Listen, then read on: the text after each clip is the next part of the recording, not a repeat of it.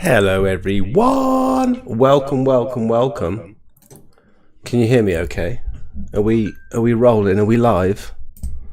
Welcome everyone. I am 3 minutes late, I'm sorry. Everything's been just a little bit of a rush, that's all. Just been rushing. But it's no issue.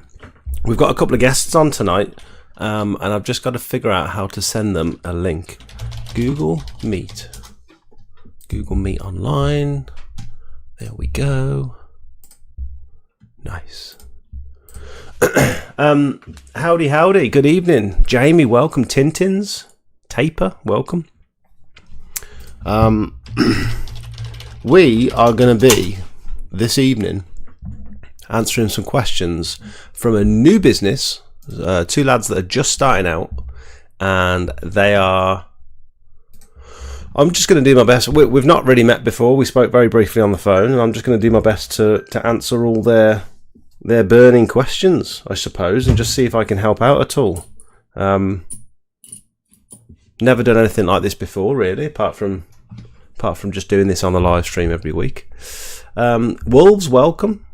Jamie, I've got a question for you. Okay. Matt, welcome. Daz, how you doing? Managed to get a cherry picker. Managed to get a 16 metre cherry picker. It goes up and over. Paid over the odds for it. I've paid about 500 quid for it, unfortunately. But we want to do things the right way, so it is what it is. Enter a code or a nickname. Now, we won't do that. We'll just start an instant meeting. Ooh. Don't often use this program, so let's just see. Let's see. Click allow. Allow? We're going to use that one. That sounds good. And we're going to use those. That sounds good. I don't know if I can share that camera and that camera at the same time, so they might not have a camera, but I don't think that's such an issue. Right, let's see if we can send them this link then and bring them in, and we'll go from there. How do I invite? I've not used this. Well, I think I've used it once. Add people. I've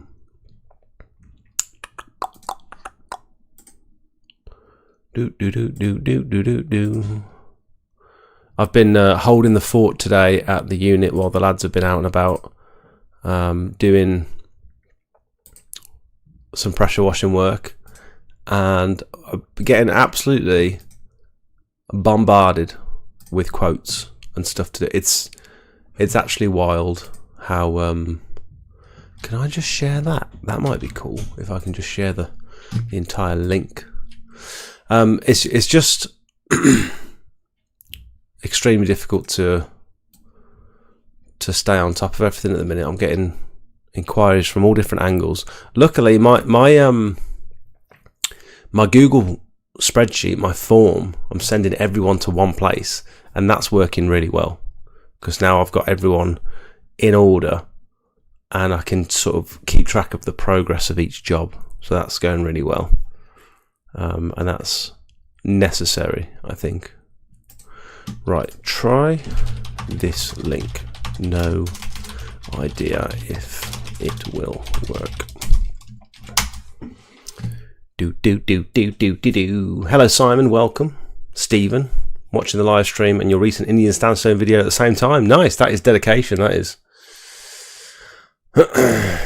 When your lad said he was going window cleaning before jet washing, it's the way to get started. Window cleaning, then landscaping, but still doing windows to this day, 12 years strong.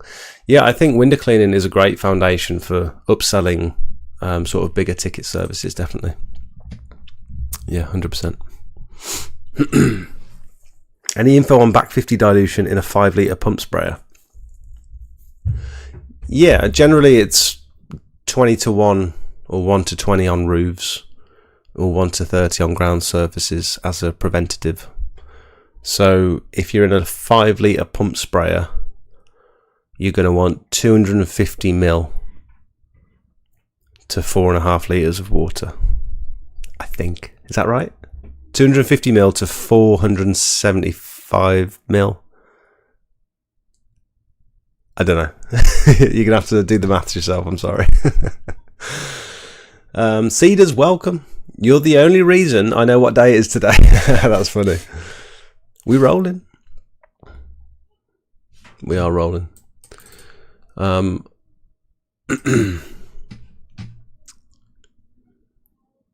I've sent them the link, so we'll see if it works. Host controls. Ooh. Ooh. We've got a guest. Incoming users. Admit. Here they are. Hello, boys. One of us. One of us. Welcome. Thank you. Hang on 1 second. I've not got much experience with this Google Meet, but it seems to be working okay. There you are. There we go. Hello. We can't see you, Jake. Yeah, I've realised if I have my camera on, the live stream won't be able to see me. So is it okay if I leave mine off? Can you still see me on the live stream? Have you got me on you haven't got me on a different device, have you? No, I think we've both just got our phones out. Okay. Check, mic 1 2 1 2. Check. Welcome.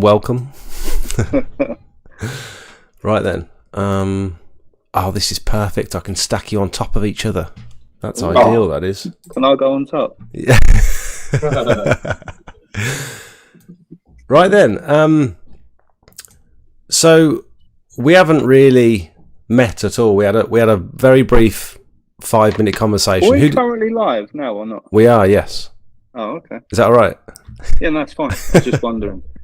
He's going to have a little sort of pre-chat about it, but no, we'll go straight in. I thought that might be the best way to do it. Just straight in. We had probably like a 5-10 minute conversation on the phone, and you guys, was it Craig? Was it you that I was talking to on the phone? Yeah. So you mentioned that you were looking into starting your pressure washing business or exterior cleaning business. Yeah, it sort of come around a little bit by accident because I was pressure washing a roof of a sort of barn that I've got. I thought I quite like this, quite enjoy this. Got a lot of satisfaction from it. And at the time, I just met a lad, and he had applied to do a job for another business of mine. But at the time, he seemed overqualified for that position. So I thought, what can I do with this lad? So yeah, it all sort of come together, and I said to him, like, let's start pressure washing business, because I could get him out doing a bit for me anyway for both businesses. But anyway, cut a long story short, he didn't really turn out to be the person I thought he was. He was good at talking. He talked the talk, but he didn't walk the walk. So he was telling all sort of lies and stuff. So anyway, I was telling Jamie about it, or James, and he goes, "Oh, I'll go in with you on that business." So here we are, and we had a little meeting one morning, and on the way back, that's when I called you, Jake, because I said to James, instead of us doing all this research and sort of trying to find the answers from all over the internet, I've been sort of looking at this guy, Jake, and really like the way you present yourself on your YouTube video and that. And I said, why don't I just offer to pay for Jake's time so we can have all of our questions answered in one place. I know you've got a community, but I thought, just to get us started, it would be a good place to start with someone like you, because you're already putting a lot out there for free. So I thought, well, if we pay for your time, and then you said about doing this YouTube live thing, it'll benefit us all. So I'm pretty happy with that.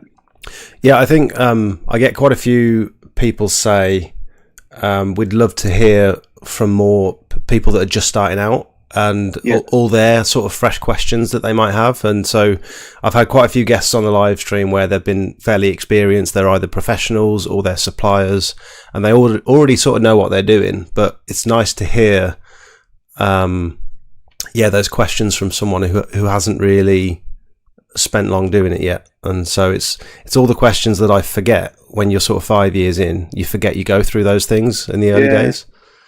Because we're literally starting from the bottom. We started off with Karshas. We've only been doing it a short time. We've done our biggest driveway. When was that? Last Wednesday. We're going back to resand it this Wednesday. But that's our biggest one so far, and we done fairly well, didn't we? Even with our sort of, we had a couple of caches on the go off of a tap and that. Yeah, we had a real good go at it, and the customers really chuffed with it. Really happy with it. And so we've just bought a van today as well. Oh, nice. What did you get? Just a Renault Traffic. I got it offered quite cheap. Where my unit is, the mechanic next door, I borrowed his van, saved me getting my trailer out to pick some bits up. And he said, I said, if you know anyone who's got a little van like this for sale, I'm interested. And then a couple of days later, he messaged me, he goes, do you want to just buy my one? So we paid for that today. That's cool. Just get us started, because we're trying to do this on the cheap a little bit. I suppose, like most people. Sound like my type of guy. So, that's exactly. That sound like my type of guy. That's I like to try and do things on the cheap. I've got a bit of a reputation for being tight. Yeah, whatever it is. Jamie and I could both put our money in and get what we need immediately, brand new, but I think because we're just getting started, there's no point in throwing big money at a new van and, $5,000 on a pressure washing system yet. So we're just trying to keep the budget a bit lower. So we've got an entry level system. So we're going to get, Jamie, you found a big water tank, didn't you? There's like them 1,000-litre ones you get that have got sort of chemicals and stuff in them, and the people just want rid of them. Like 50 quid. Was it the caged one, or was it just the translucent? Yeah. Is it a 1,000-litre one? Yeah, the IBCs, so you get like AdBlue delivered in them, or you get It's probably a bit overkill actually, but because people want them out of the way, they're like up to 50 quid. And a friend of mine, he used to do a jet washing business years ago, and he had one of those, and he just used to run off that. He used to, clean a few trucks and stuff as well. But it worked for him. And just to keep it cheap, I thought if we can find, because I've literally been looking today for a second-hand Honda pressure washer, which, they're about. So, you're looking anywhere from sort of £600 to £1,200 for a second-hand one. Yeah. And we just, and we'll plumb it all ourselves and get it ready and get it out there in our little van and that, and away we go. But we've already got a website. We've got some branding done. We've got 5,000 leaflets printed, and Jamie's already started putting them out last week. Can I have a look? Do you mind if we pull your website up? Yeah, it's cleanplan.uk. It needs a little bit of changing. I think the chap has done a first version of it with the other guy that I was starting it with. We're due to obviously change that, because there's a bit where it says about the founders, but we're obviously going to change that soon. But it's all sort of come about the past 3 weeks or so when all of these things have happened, and we've made all these changes with Jamie. So, but yeah, cleanplan.uk. Just wanted a universal, because Jamie runs a paint and decorating business. I've run another business over 12 years ago, well, for 10 years. It was sold a few years ago, and we just wanted a business that we could scale up, because although there's a lot of equipment and skill needed, it's not as much skill as some of the other trades that we've been a part of before, where you need sort of 5 to 10 years worth of experience before you can get someone out making your money, kind of thing. So we've set this business up with the mindset to scale it up in any way we can, really, but taking on everything we can when we can. But we're just starting off small, but just trying to be professional from day one. Like, we both give good customer service. So my old business had 5-star reviews for over 10 years. Jamie's got really good reviews, which I believe are all 5-star, aren't they, James? Yeah. So we're just bringing good customer service, because Jamie's actually our decorator as well. I've known Jamie since he was about 10 years old. But Jamie, so Jamie does all of our stuff. And the thing with Jamie is he's always early. He's always clean and tidy, and he does a really good job. And that, to me, like that's the customer service you want, because last week it happened. I was waiting for a plumber to come round, didn't turn up, messaging him, ringing him at 10 o'clock. Oh, sorry, mate, I'll let you know. And you don't hear from him all day. And then in the end, he's let you down. And all I want is good customer service for people, so you can get a good reputation. Probably like yourself, Jake. Yeah, so I think like you say, the service itself is a fairly low barrier to entry, which is why so many people get involved. But I think the difference comes where taking the business from a one-man band who's just getting the work done himself and remaining fairly consistently busy on his own through word of mouth and whatever, taking that, going from that to a multi-person business, multiple vans on the road, multiple staff working for you and stuff. It's not, you're not just a labourer, sort of squirting water on the drive. You become more of a salesman. You wear so many different hats in this industry, and everyone takes the piss online when they see videos about pressure washing and stuff, and it's like, oh, come on, mate, you're making it sound more complicated than it is. But actually, when you get a little bit more involved, you realise the learning curve when it comes to the chemicals and all the different surface types and stuff. There is a lot more to it than people think. Well, that's some of the questions we've got for you, actually, Joe, because we've been using like high street available, like from B&Q, basically, some chemicals, and they're crap. They're just not. They didn't do the job we wanted them to do. So we originally were thinking about jumping on last Monday, weren't we? Before that big drive where we had. Yeah. But unfortunately, you already had a guest booked. So, but yeah, we need to go through a few things with you actually on this live stream. Okay. Well, yeah, but we'll get to it. We'll get to it. Let's rewind. What you say is true. I think people think, it's just jet washing and that, which it kind of is. But we sort of had the intention of, we get busy ourselves, and then we can maybe get an apprentice with one of us, and just then have two vans with me and Jamie and two apprentices, and sort of try and build it up over the years that way. That was our intention, or is our intention. Yeah, that's the way to do it. And I think we're actually, me and Kieran discussed today, actually, when Jakey leaves, we're thinking about looking for a new employee the next couple of days and just starting to advertise that we've got jobs available. And it's not, we're not looking for anyone with experience. We're not necessarily looking for anyone physically particularly fit. It's more, are they presentable? Can they talk well? Are they going to be a pain in the arse, or are they going to be nice to work with? Yeah. Need a good attitude. You can train the skills, but you can't train the attitude. I've found over the years. Yeah. Are they going to stink of weed? Yeah. You what? Are they going to stink of weed? Oh, yeah, exactly. Yeah. So, talking of that, I'll tell you quickly, Jake. The guy that I got rid of, he took. So I gave him a company pickup truck for my waste removal business, and he took it to Amsterdam for the weekend. And cut a long story short, he got pulled in by customs and fined. He said he had nothing illegal on him, but I've been through customs a lot and never been fined. So he was obviously trying to bring some weed back from Amsterdam, and he got caught. So and then he's lying, and he had to go. It was too early on in the day, sort of in the process of him being an employee for me, that I just thought, because there was a rule I learnt years ago. I was taught by a very successful person. He said you should hire slow and fire fast. Yeah. But with my first business, I'd done the opposite. I used to hire people really quickly and support them through all of their mistakes and troubles they caused me.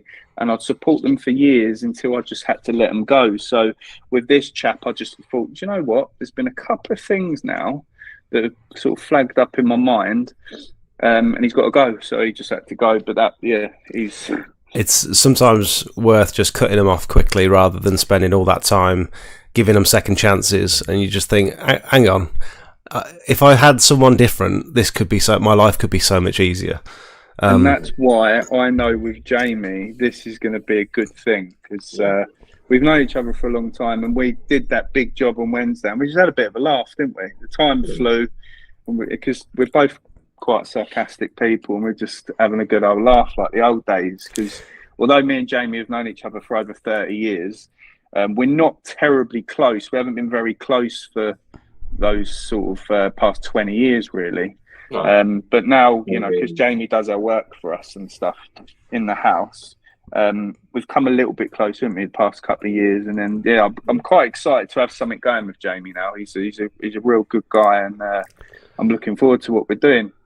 And it's the thing about paying for talent as well. It's you can justify paying a little bit more over the odds for someone that you know is going to be fantastic and that's going to actually elevate the business rather than be a drag on the business and a drag on the resources and stuff. If you can find someone that's going to help more than they hinder, you're happy to pay the little bit extra to keep them around. I think I'm the hindrance by the way. Jamie goes to me, he goes, I noticed last week you're very clumsy, aren't you? My missus says that as well, actually. Oh dear. And now I'm good. Oh, I will have a sorry. Sophie's just come in and she's showing me a McDonald's menu. All right, so I will have my my classic, please. My Craig, can you see Jake? McFlurry. No, he's handsome though. I've seen him online. Just rewinding a little bit, you mentioned about your 1,000-litre buffer tank because you can get it cheap. Yeah. Can I advise you against doing that? Oh, yeah. Just because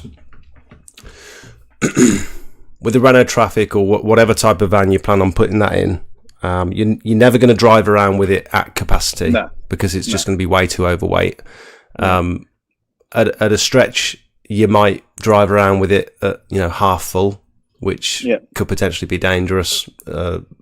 Slows down the braking distance and all that sort of stuff. Yeah, and they're probably not baffled, are they? Those big IBCs? No, they're not. They're not. And what I would suggest, if you're going to run one machine like a Honda GX 390, 15 to 21 litres per minute, anything under about 500 litres is plenty. So you're going to be taking up to 500 litres, you'd say then? Yeah, I'd say between 250 and 500 is plenty. Anything over that, and you're just wasting space in the van, and you'll probably find very quickly that when you start getting your equipment set up, you're going to be struggling for space. Fair enough. Excuse me. And tanks are pretty cheap. You can get second-hand tanks, or you can buy a brand new tank for, I don't know, probably 150, 200 quid, and it's probably worth doing. We saw a dyno rod film, didn't we? A drainage company. Oh yeah. When we were doing this driveway, we had about 3.5 hours, didn't we? And then their drainage started to get a bit full and started overflowing. And then the customer, he literally within 2 hours, he got a dyno rod type company out to clean the gutters out. It happens quite regularly, didn't he? We were like, oh, thank God for that. Yeah, but his setup was similar to yours. He's got a pressure washer with a big 50-meter hose reel tank and stuff. So I was like, oh, this is funny, and then we started talking about you a little bit, Jake, and it was very familiar at that point. So but no, good advice on the smaller tank. I knew it would be a bit overkill for what we'd be using, but we're here to take your advice at the end of the day. We didn't know what sort of buffer tank we'd need. Well, you can. He had 1,000 litres in the end. What van did he have? I think he had just under that, actually. Did he? Because I didn't pay massive attention to his water tank. Round, so you couldn't even fit your hand down the side of it, did you? Yeah. Well, for reference, that was a similar size van, wasn't it, to that Renault Traffic we've just got? For reference, we've got a big H2L2 Mercedes Sprinter. We're running two machines from the same buffer tank, and our tank is 650 litres, and that's plenty for two machines. And we don't drive around with it full; it's only ever half full.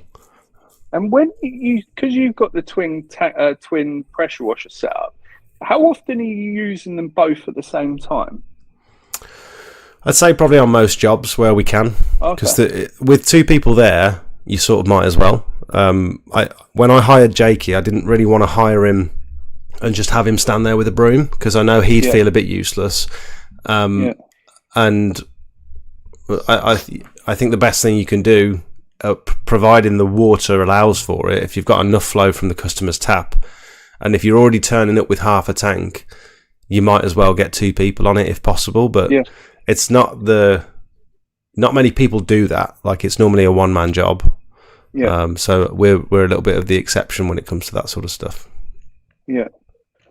Well, I think we're going to try and go for it, because at the moment, James has had a couple of months off till he's moved into a new house, and you spent what 2.5, 3 months doing it all up? Pretty much, yeah. Yeah, so he's been doing his house up. I freelance for a company. I work in sales all over the country, and my business is sort of on the decline a little bit, and I have quite a few gaps between appointments and stuff. So like today, I didn't have any appointments. I've had a free day. So we're just sort of building this business up for both of us to be on site at the same time and get started that way. So that's why it's interesting to know about the twin pressure washer setup. We want to try and get to that as soon as possible, really, don't we? Yeah, if you can plan for that from the get-go then, rather than essentially wasting money on stepping stones. So there's two ways you can go about it. The way that I did it was I dipped my toes in. I spent 300 quid on a machine, and I thought, right, I'm going to see how this goes. I'm going to do this for 12 months and see what happens. And the 300 quid on that machine, that lasted for about 6 months before it broke, because it wasn't a commercial machine. It wasn't designed for commercial use. And so I got 6 months out of it. But that machine paid for my next pressure washer. It paid for my van, paid for my buffer tank, all my other upgrades I needed before I could leave my job and go full time. And so but that was my second machine then, and then I got my third machine was the one I've still got now. So I sort of built my way up until the point where I'm at now. Whereas if you're quite confident that this is something you both definitely want to do, you can avoid spending multiple times on multiple different pieces of equipment that aren't quite up to standard, and you can just go for something that's actually going to start earning you money straight away, and it's going to give you a bit of a longevity out the equipment.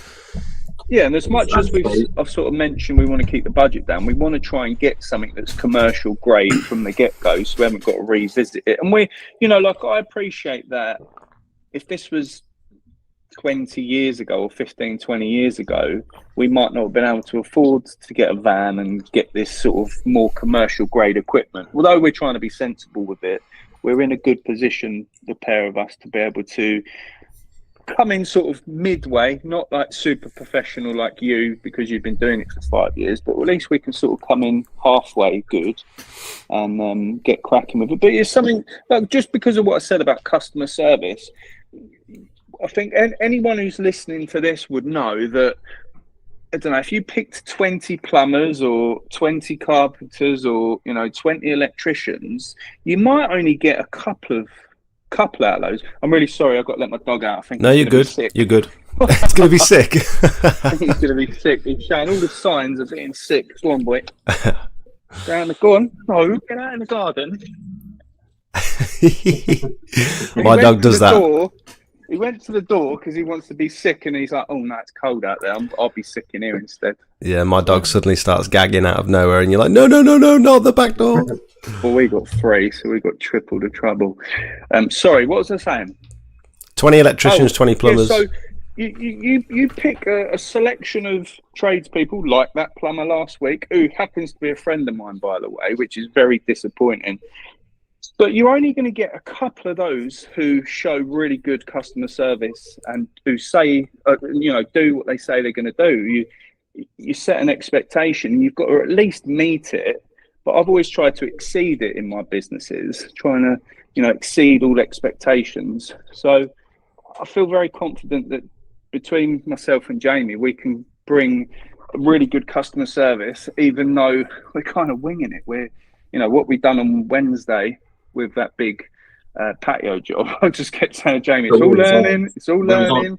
We was honest with the customer though, weren't we? Yeah, because the customer's a customer of my waste removal business.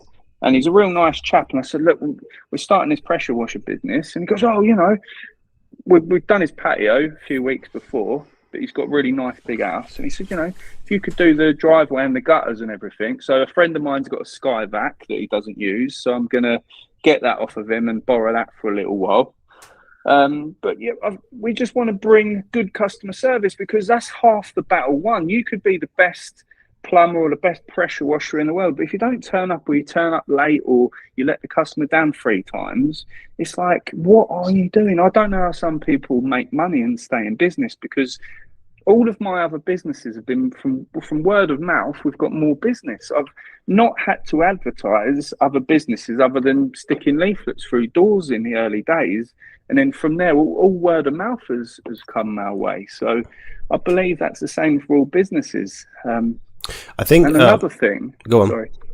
Well, I was just going to say that when things go wrong, that's when you can also show up and be different from other companies. Because take the plumber last week, I had a series of text messages from him, not once apologising, but very long explanations of why and all of the excuses. And I think as humans, we don't really buy excuses. We can buy the truth.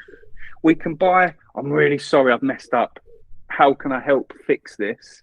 People can buy that. And that's where I learned with some of my other businesses that it was customer feedback. They're going, do you know what? My husband said you wouldn't even come back, or you wouldn't even answer my texts, and now you're here fixing the problem. And I'm just really sorry that we're at this place. And, I remember one lady in particular down by London, one of my technicians messed something up on her car.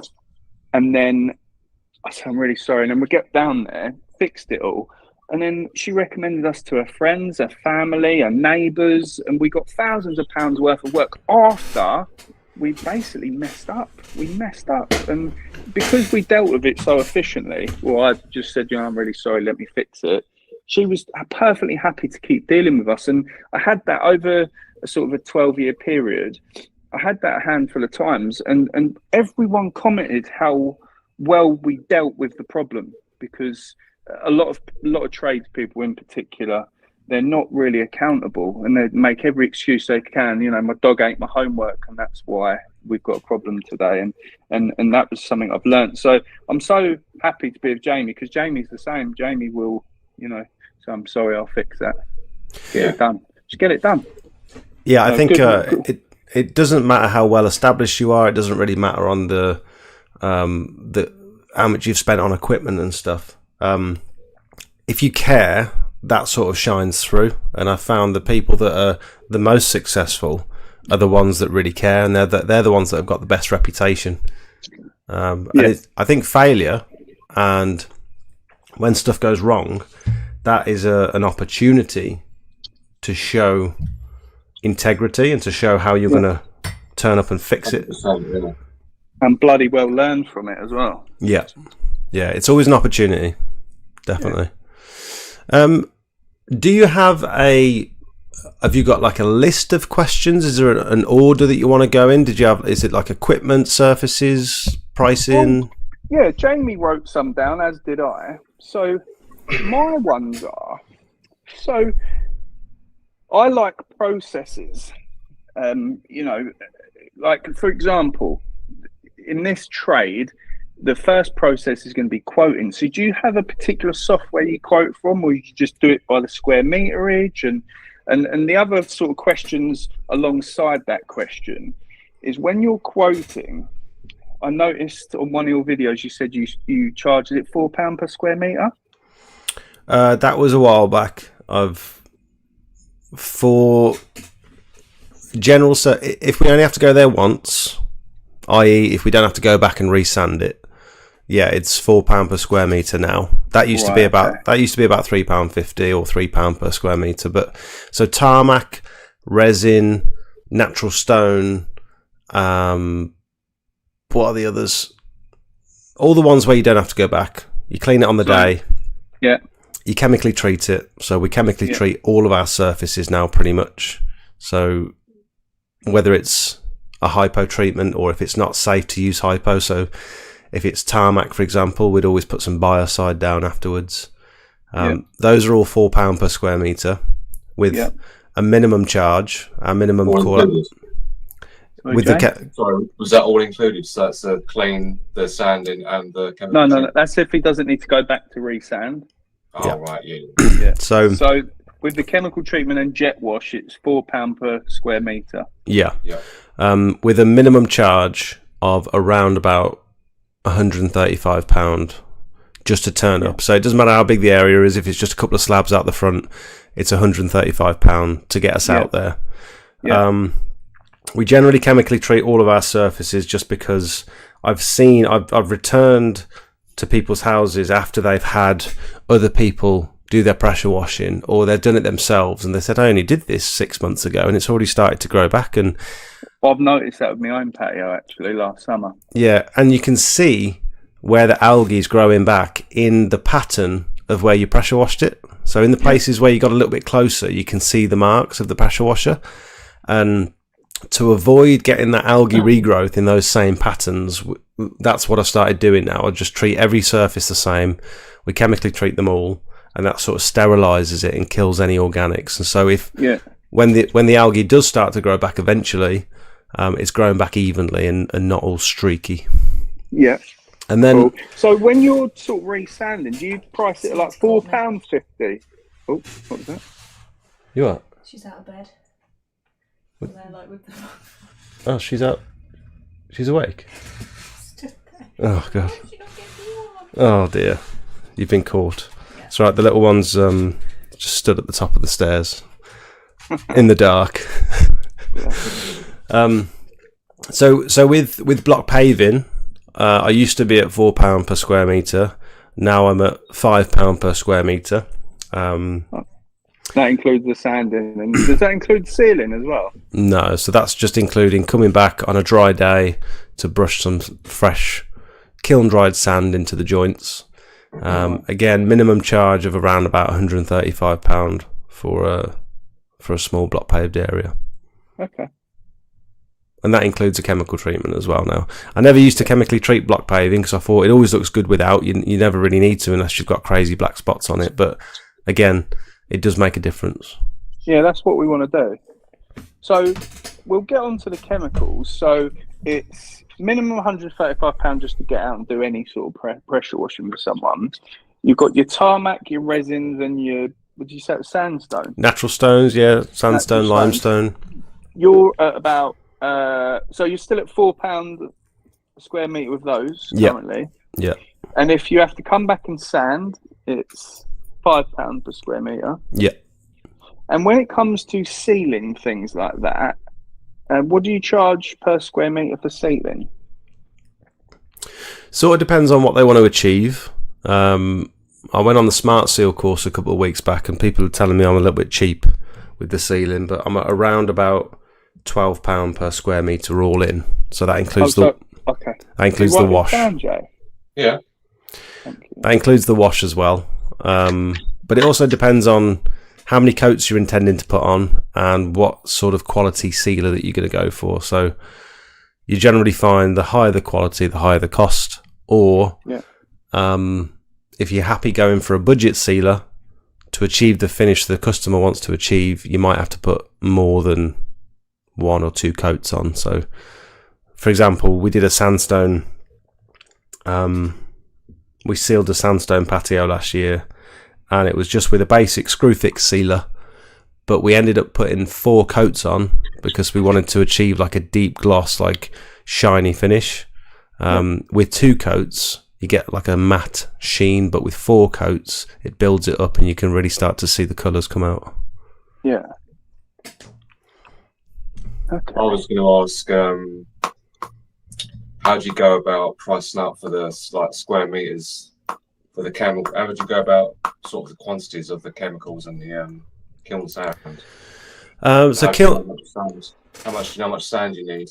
Yeah, so kiln dried sand, generally you'll get around about 15 square meters from one bag. So like a 25 kilogram bag from Travis Perkins or whatever. You generally get around about 15 square meters, maybe a bit more, 15 to 20, but it's always good to work off of 15, just so you've got a bit of excess. If you go to Travis Perkins and open up a trade account, which you've probably already got, We're going to do. These are the things we need to know about, Jake. This is why we're with you. So generally, if you go B&Q, Wicks, Travis Perkins, Travis Perkins, they're quite expensive. Well, kiln dried sand generally is around about £7 a bag. Yeah, if you kilo. For 25 kilos. I saw that in Wicks's. It was £7.50 a bag, but it wouldn't give you any details on the weight of the actual bags, which I thought was a bit odd. It told you the coverage, but not the actual weight of the bag. That's weird. But if you go into Travis Perkins, that's pretty cheap then, isn't it? £7. Well, if you go into Travis Perkins and open up a trade account, I've got mine, because I use them so regularly, I've got mine down to £3.95 plus VAT. Wow. So you can also get a more significant discount if you order a pallet at a time, if you've got space to store it. Okay.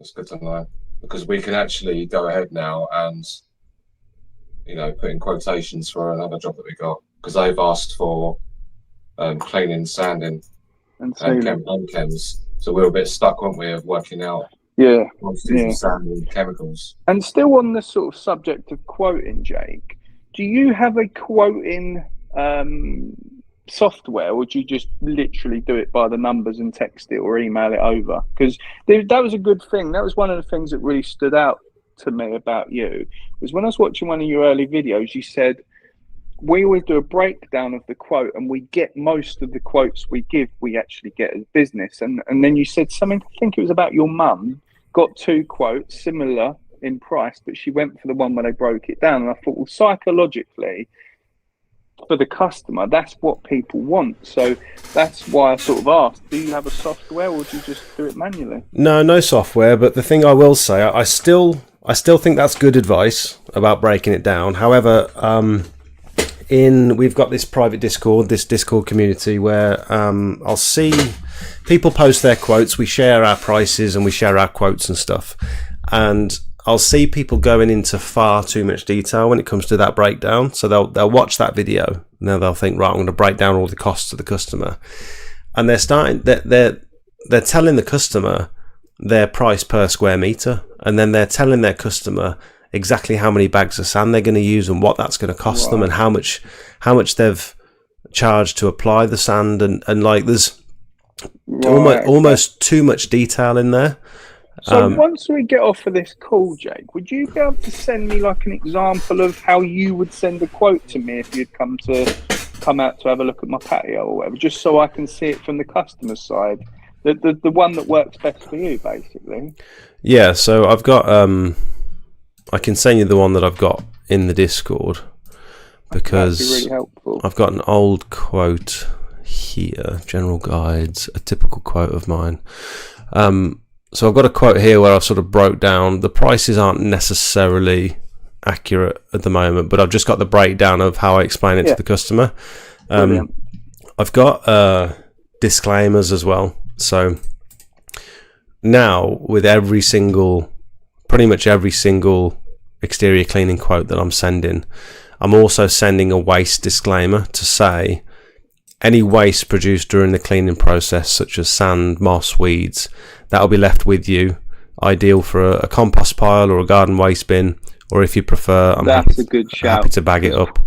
Because we how many buckets of muck did we take out? 30, 40 buckets? Luckily, this guy, because it was all the moss from between the bricks, this guy had quite a nice big garden with lots of bushes, so we ended up just putting the sort of sloppy, muddy, silty mud sort of next to the trees and in the bush sort of thing, which he was happy and fine with. But that's really good to know, actually. So is that on the quote that you said that you've got in the Discord that you can show us? Yeah, I'll send you a link to all this stuff. But that's so helpful. So when people are starting out, they don't really consider the waste because they don't think it's a huge part of it. But actually, it's one of the biggest. It's one of the most time. It's one of the biggest time sinks. So it's either poor drainage, poor water pressure, or having to clean up all the waste at the end of the job. Sometimes you can spend more time cleaning the waste than you do actually pressure washing the surface. That's funny because me and Jamie nearly fell out. We had these big what are those big buckets called? Gorilla tubs. 20, 40 litre buckets. The Gorilla you know the buckets with the handles on that Yeah. you get from B&Q. We're filling that up with muck, and then we sort of got a handle each, and it was sloshing about. It went all over Jamie because I'm a bit clumsy. No, So- you went to grab the handle and pick it up. And I didn't have the other ends. I tipped it over all over the drive. It was just clean. So if you have a look on the Screwfix website, have you seen those polypropylene bags I've spoken about? I haven't yet. No, I've got like rubble sacks in that. Is that what you normally use? Yeah, so it's the same. It's the same thing. They're small, like 50-litre rubble sacks. They're woven polypropylene bags. Right. And you can put the waste in them, and then all that water sort of drains out the bottom of them, and so you said about that, didn't you, Jay? Yeah. So you just get left with a dry bag of dirt. Would you better write that down, Jay? The polypropylene woven bags, please. They're on Screwfix. They're just called 50-litre rubble sacks, heavy duty 5-pack, and they're only a £5 for 5 of them, so it's worth getting. So the customer knows they're being left with some eco-friendly waste. Every time, yeah, because if you don't say it, it means you've got to deal with it. And yourself, as like, if you've already got your own waste business and stuff, you're probably quite happy doing that. But for someone who's just starting out, they might not have a waste carrier's license. They might not have space in the van. That's what we've done. I've got a big commercial bin, so we can just chuck anything we want in that, really. But that would soon overflow anyway. We'd need more than that, but that's good to know. That's a really good bit of advice, because like you've just said, Jake, it's not something you consider when you're starting out, but like I say, we've done this huge drive, and it's like, okay, we have to stop every 45 minutes or so and start scooping up some stuff, and we had good drainage as well. We had good drainage on the whole driveway. It was really good. A good elevation, and we were still having to. Was it every like 2 meters like forward? We was having to. Yeah, 2 to 3 meters. We were sort of stopping, scooping up all the rubbish, like sweeping up and scooping up all the sort of silt and crap that you get up. We didn't want it to go down into the drain at the bottom. We didn't want it to block up the drain, did we? Yeah, I think that paid off for us for about 3.5 hours, and then the drainage just couldn't take it anymore. But luckily, the customer come back, and I said, because we took his guttering down, we took all of the acros out, didn't we? And Jamie had he was like fisting the gutter. Wait, what? Right down there. And then the customer come back. He went, "Oh yeah, we always get problems with that when it's like heavy downpours." And I was like, "Thank God for that." I thought we'd ruined this guy's drainage system, because, like I say, it's a beautiful house, isn't it? But I think we'll get a bit of business up that area from him. So even if you are taking those bags away, if the customer says, "No, I'd actually prefer if you could take it away, please," you want to be charging per bag on those waste sacks, because now that my brother's doing waste removals, it'll be good to link up with you, actually, because he's probably got some questions for you. But my brother's just started his waste collection, waste management business, and I've just said, like, to help each other out, why don't you charge me £5 a bag on these rubble sacks? And so I just pass that on to the customer. I don't make any money on that. I just say to the customer, like, any waste we can bag up, leave it with you, or we can take it away for a small fee. £5 a bag, and it just means that I'm helping my brother out, and the customer doesn't have to deal with the waste at the end of it. But yeah, if you can put them in them bags, that's really useful. Also, if you're pressure washing down towards a drain like that, particularly if it's a driveway that's sloping down towards the house, I'd recommend starting at the lowest point at the drain. Start at the drain and work your way back upwards, because then you're not washing all the dirty water down into the drain. You're sort of pushing the dirt away from it, and it's just sort of clean water that's feeding back down into the drain. Yeah, I can see how that would work. And also, if you do get a flood, then at least you know that bottom half is clean under all that water. Yeah, because that's the trouble I had with my very first little patio I'd done on my own. I spent more time trying to chase water away, because I had no equipment at all. I had a Karcher pressure washer, and that's it. and I must have had 2 inches of water at their house, still under the damp course, luckily. But I'd started to do it from the house up, so I know underneath that water it was clean. But it probably only would have taken me less than an hour to do the actual jet washing, but I was there about 3 hours trying to chase water away because I didn't have a squeegee.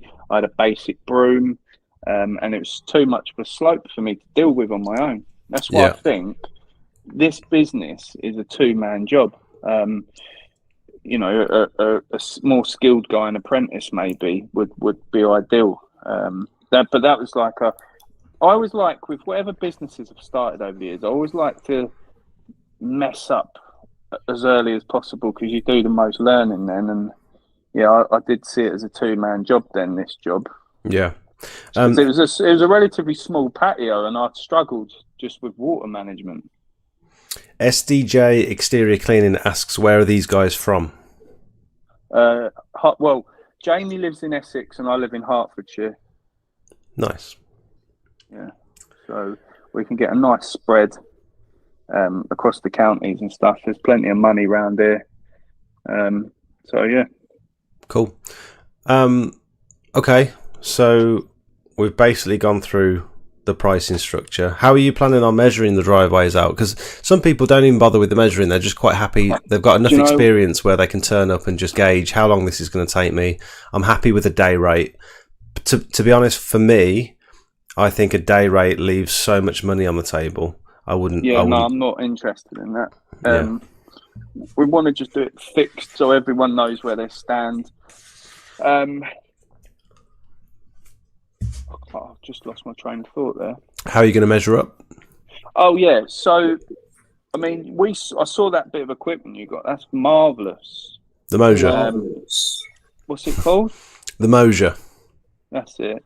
That's really good, and I guess in the long run that would be where we'd be aiming to get to. But for now, just one of those reel up sort of long tape measures, really. 8 meter tape measure. Yeah.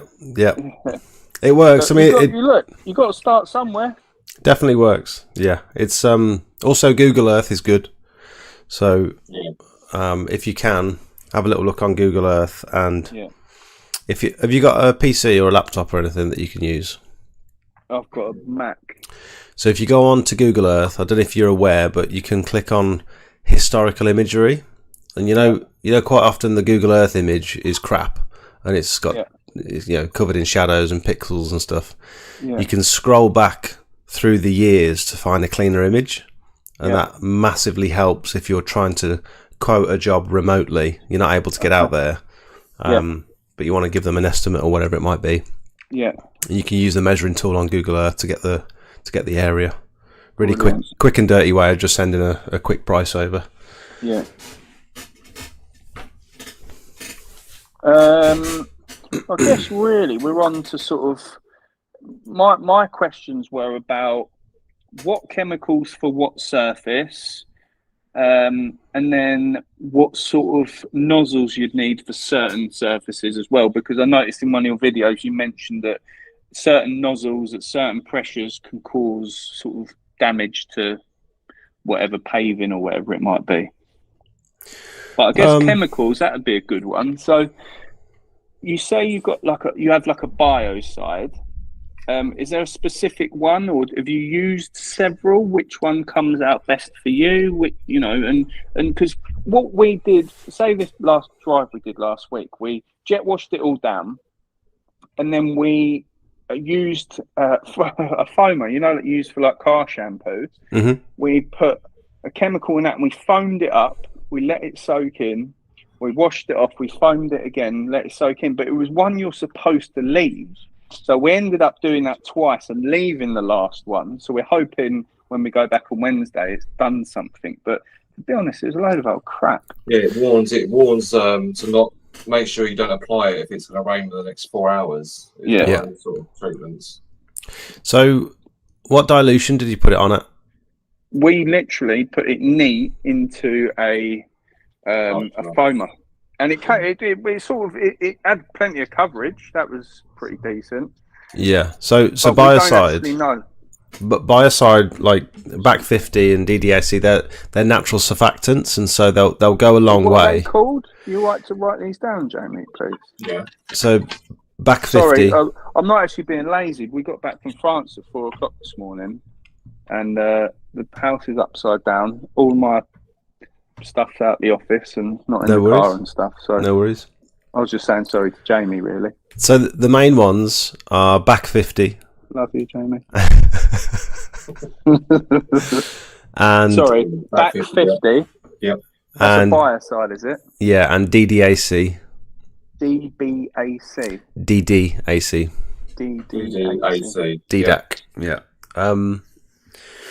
And from what I understand, the BAC 50 is a great all-rounder, whereas the DDAC performs much better than BAC 50 in low temperatures. Are you supposed to wear masks when you're spraying these? Yeah, full PPE, so you want sleeves, gloves, masks. And how are you applying it? Are you using like a pressure sprayer or? So let's just rewind a little bit. The reason I think that your foamer hasn't worked potentially is because you have no idea what ratio that's coming out at. Yeah. So although it's naturally foamy and it looks like it's going down well, We look professional. yeah, you probably find that you can dilute BAC 50 at 1 to 50 and it will still come out foamy.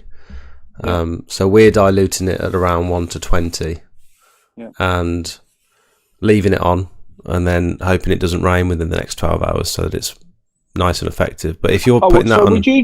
Would you jet wash the drive and then do that after and leave it on then? Not on a block paved drive. So I don't think you're going to get much benefit from using biocide over hypo on a block paved drive. So what's your process then? If you were doing like a block paved drive, you jet wash it all off and then chemically treat it. yeah, so on a block paved drive, we'll pressure wash it, rinse it all down, and then we'll use an X-Jet, one of those foamers that you've probably seen people using. What's it called? It's called an X-Jet. An X-Jet. So that's upgradable for the pressure washing system. Yeah, or a Pro-Jet Pro-Jet. from Rutland Pumps. That's their version of it. Yeah, I was just looking at them actually. Tank. Say that again. No, just be a separate tank, chemical tank, obviously. No, it's you sort of you downstream it through your Why can't I click on this? That's quite annoying. Sorry, 2 seconds. Oh, I can't use their website. So you'll downstream it through the pressure washer. So you'll stick it on your trigger, and it draws the chemical through the barrel through the so you trigger. have like a hose that feeds to what a tub, or would Yeah. you have it something on your back, or? No, you'll have it in a chemical barrel. I don't like the idea of putting a big tub of chemicals on my back. I've seen gardeners do it with weed killer and stuff, but I won't do that. Okay. You would use the same ratios for the DDAC, 1/50 or No, so it's 20 1 to 20 1/20 on DDAC. on for both of them. for roofs, and then for ground surfaces it's about 1 to 30. But you're only really using biocide if it's not safe to use hypo. So if the surface isn't suitable for sodium hypochlorite, then I'd use How would biocide. you determine that, Jake? Whether it's safe to use these chemicals on those surfaces, because we're amateurs, we know nothing. Yeah, I suppose is experience. You're sort of you're asking quite specific questions on quite a broad subject, and so each surface has different, has its different qualities. So let's take resin for example. Perfectly safe to use sodium hypochlorite or biocide on both on resin. But if you do use sodium hypochlorite, you run the risk that there's a little bit of iron in the composition and it draws rust out. And so you might want to use biocide instead. With tarmac, if you were to use sodium hypochlorite on tarmac, you run the risk of bleaching it and causing damage to the tarmac.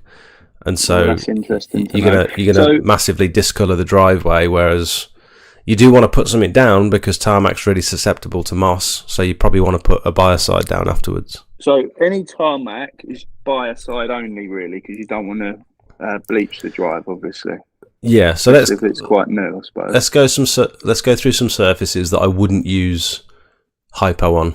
So I probably wouldn't use hypo. Well, I definitely wouldn't use it on tarmac. I wouldn't use it on slate, natural slate. I wouldn't use it on limestone. I wouldn't use it on wood. So some people hypo wood, but that will bleach it. So I'd use biocide instead. Yeah. What else? What about like Indian sandstone sort of thing? That loves a bit of hypo, that does. Is it? Yeah. Hypo, you get cracking results on Indian sandstone with hypo. Because what I did, I saw some video online. This is before I started this, or wanted to start this jet washing business for Jamie. I bought like pool chlorine granules, and I diluted it down and I sprayed it on my patio, and it done a great job. I sprayed it all on the fence. It killed everything. It done pretty well, actually, but it didn't keep the mold and algae away. So that's the same stuff. It's chlorine. Yeah. Sodium hypochlorite is just the stuff we use. It's 15% sodium hypochlorite. It's the same sort of stuff people put in their swimming pools. But its efficacy only lasts up until the point that it stops reacting, and then it becomes dormant after about 40 minutes. Whereas biocide, you get the residual effects of biocide on the surface for up to 12 months, depending on how absorbent it is. So if you were to biocide, some porous concrete roof tiles or some decking, that biocide could still be active in the surface for 12 months later, like till 12 months later. So it's still keeping that algae away and it's still keeping the moss away. Whereas that's a really good sales, from a sales perspective as well. That's a good selling point for customers, isn't it? Yeah.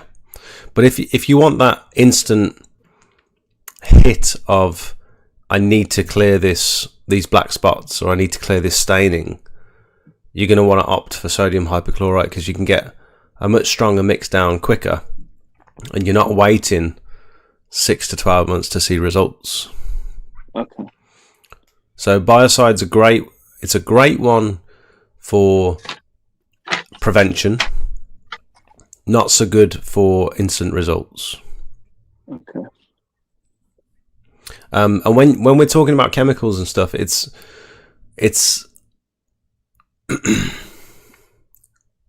definitely something that you'd want to look at getting some training. Someone mentioned it in the chat. The last thing you want to do is go in with limited knowledge and start using all these different chemicals, not necessarily knowing which surfaces they're safe on. And I can only say so much tonight, and you know, I can only do what I can to sort of point you in the right direction. The last thing I want you to do now is go out and buy all the chemicals and start slinging them around at whatever ratios. You know what I mean? Yeah, of course. This stuff's nasty, and there comes, you know, there is. I think you need to be a little bit wary of the application method as well, because people start, they see everyone using the X-Jets and spraying loads of foam down on the driveway, and they think, oh, that looks easy, and then they start doing it. They have no idea what dilution ratio they should be using, so they're putting it on way too strong. They're getting it all over the customer's plants. You know, they put it down in the back garden, then the dog goes out an hour later, and he's you know, there's so much that could go wrong. So all I'd say is just tread with caution and just check out what sort of PPE that you need. What I will say about the masks, you might want to write this down. ABEC 1 P3 filters. So you don't just want ABEC or ABEC. ABEC, ABEK 1 P3. So the P3 is obviously the dust, which is the normal filters that you buy in the shops, but the ABEC 1 part is all the The vapours and that. Yeah, the vapours, the chemicals. Yeah. So, do you have a sort of the do's and don'ts with the chemicals? Because I know you said I'm asking specific questions about a broad sort of category. Yeah. But they're just do's and don'ts. Like you just said, getting the plants or grass, because you actually said that last week, Jamie, about, you just got a bit on the grass. And I was like, hopefully that'll be all right. I don't want it to be hopefully that'll be all right. But they're do's and... It's diluting, isn't it? That's all you can do. What's the do's and don'ts, Jake? Yeah, so from your experience. I don't want to keep pointing people to the Discord, but this is all in the Discord. Okay. And we've got a surface guide for each surface of what the cons are to cleaning it. So what makes cleaning this sort of surface difficult, the techniques, the chemicals. Is the Discord a members only thing for you guys? Yeah. Yeah, you just it's on YouTube. So you have you seen my YouTube channel? Yeah, no, I've been looking at it quite a bit, and some of it's members only. So I take it that's the Discord thing. Yeah, so you click the little join button, it asks you to pay £5 a month, and then you get access to the Discord. That's all right then. We might as well. I'll just join that up this week, and at least we've got access to it then. Mhm. But I was just going to ask as well. When do you reckon it's best practice to do the sand? Whether to do it wet or dry sand? Is there a certain practice to do it wet though? I've seen people do it wet as well. Yeah, I've tried wet sanding twice. Yeah. Both times, it's taken me probably twice as long as it would have to do it dry. So, and the results, The same. structurally, the results might be potentially better. Yeah. Doing it wet, but visually, I think it looks crap when you're wet sanding, and it takes twice as long. So I would stick to just giving it a couple of days for the surface to dry out and popping back and doing it dry, because there is a temptation to be able to finish the job off all in one day, and I understand that. But I think once you've tried it, it's definitely worth trying, because you might have a different experience to me, and you might have some strategy which makes it more effective. But I would personally just avoid it. Well, I've only tried it twice. We're better off learning from other people's mistakes at the end of the day. That's why we're here. We want to learn from you. So, there's people dry sanding. Just on the subject of dry sanding, although it's sort of off topic, is this quite seasonal, or do you see more sort of certain jobs in the summer or build up to summer than you would through the winter? Should we be preparing for different requests at different times of the year? So unless you're doing commercial work, the season is March till September. Anything between those months, and you'll be very, very lucky to get any work with pressure washing. So what do you do off season? Gutter clip. Loads of holiday. Yeah. Make babies, isn't it? Gutter clearing, roof cleaning, or commercial work. Okay, so that's food for thought then. So all of your driveways and patios and sort of residential, that's March to September. Yeah. Okay. We've just started getting incredibly busy. Like as soon as, but I'd say the start of March, just insanely busy compared to the month before. Yeah. I was going to ask you, Jake, in your toolkit,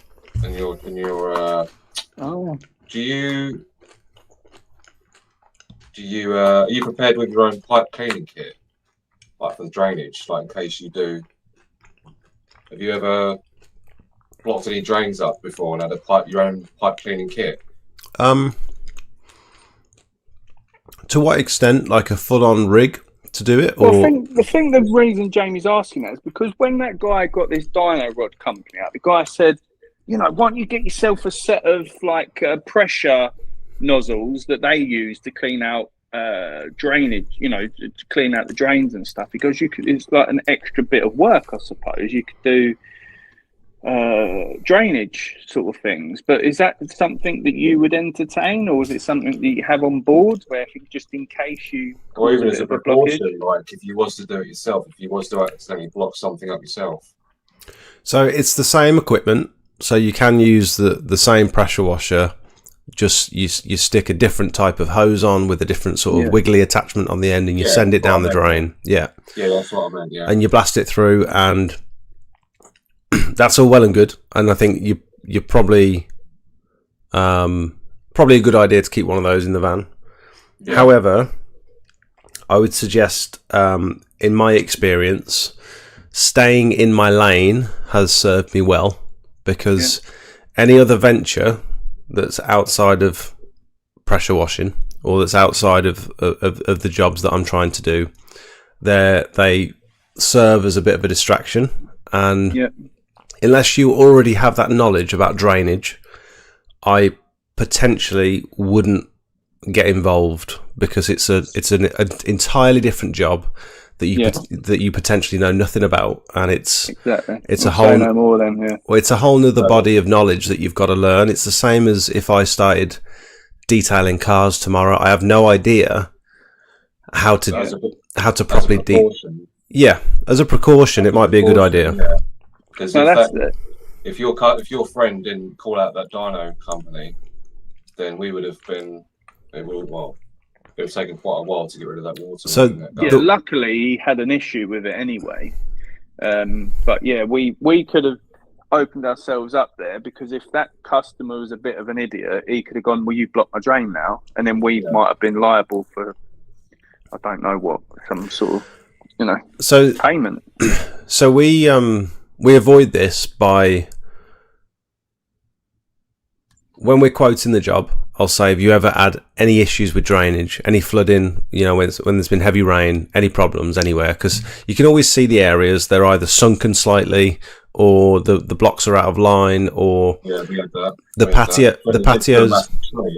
Ours was next to a massive tree, wasn't it? We thought it was possibly the roots from the tree. Yeah, it's probably very likely. So also you might have a patio that's sloping in the wrong direction, and it's not going towards the drain at all. Sometimes the drain is at the highest point of the patio, which is ridiculous. But the way we can get around it is, we always say to the customer, mention drainage up front, because any inkling that they've ever had an issue, if they've had an issue where there's been some heavy rain, your pressure washers, our pressure washers, we're putting down 2 times 21 litres per minute. So we're putting down potentially 42 litres of water per minute.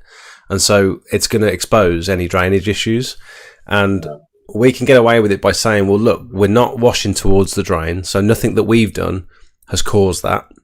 We've just put a lot of water down on the surface, and that's exposed the fact that there's an issue. Sometimes you can rectify it by just putting your turbo nozzle down the drain and giving it a couple of blasts, and it pumps through and it clears whatever blockage was there.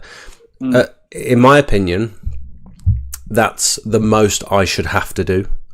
If there's a more significant issue further down that was there before I arrived, and it's the customer's, it's on them to get that fixed. But if you're going to carry those as a precaution, I think it's a good idea. What I wouldn't do is start offering that as an additional service. No, that's because we discussed this last week. Although that dyno rod guy, it weren't dyno rod, by the way, it was another guy, but he said, you could offer this as a service. And I said to Jamie, I said, look, we should be sticking to what our core business is, and that's jet washing services. But it's a good, I think we should have one on board, because it will just help us along in those situations where the customer might not have the resources to go and pay, because God knows what he paid that day to get that guy out and get all that stuff done. Because he was coming back the next day as well, wasn't he, James? Well, he probably knew there was already an issue, and he thought, I need to get it sorted eventually, so I might as well get it sorted today. But the thing I'm conscious of is, because this guy, he's done well for himself. But say you're doing a small patio for someone, and 200-300 quid's a lot of money for them. For them to then go get another 200-300 quid for someone to come out and do their drains, it could just be stretching them too far. And what I wouldn't want to do, if now you've actually said, Jake, that you washing away from the drains makes perfect sense. But what I wouldn't want to do is leave someone in a position where they need to get another business out, because we've just put, couple of thousand litres of water across their drive or their patio, and they can't really afford to get some out. Do you know what I mean? Yeah, I think it's rare. I think you're Okay. potentially worrying about an issue that crops up maybe once every 6 months. Fair enough. Because all it is, I know the nature of people. It's like, I've got a friend who's a mechanic, and he'll do a service on someone's car, and they go, "Oh, my lock doesn't work on my car now." And it's like, I didn't touch your lock, did I? But there are people out there that are just going to cause you a headache. And I suppose if we could help ourselves with a bit of drainage, I think that's what Jamie was getting at, that we could... Well, it happened on our first sort of big job, so yeah.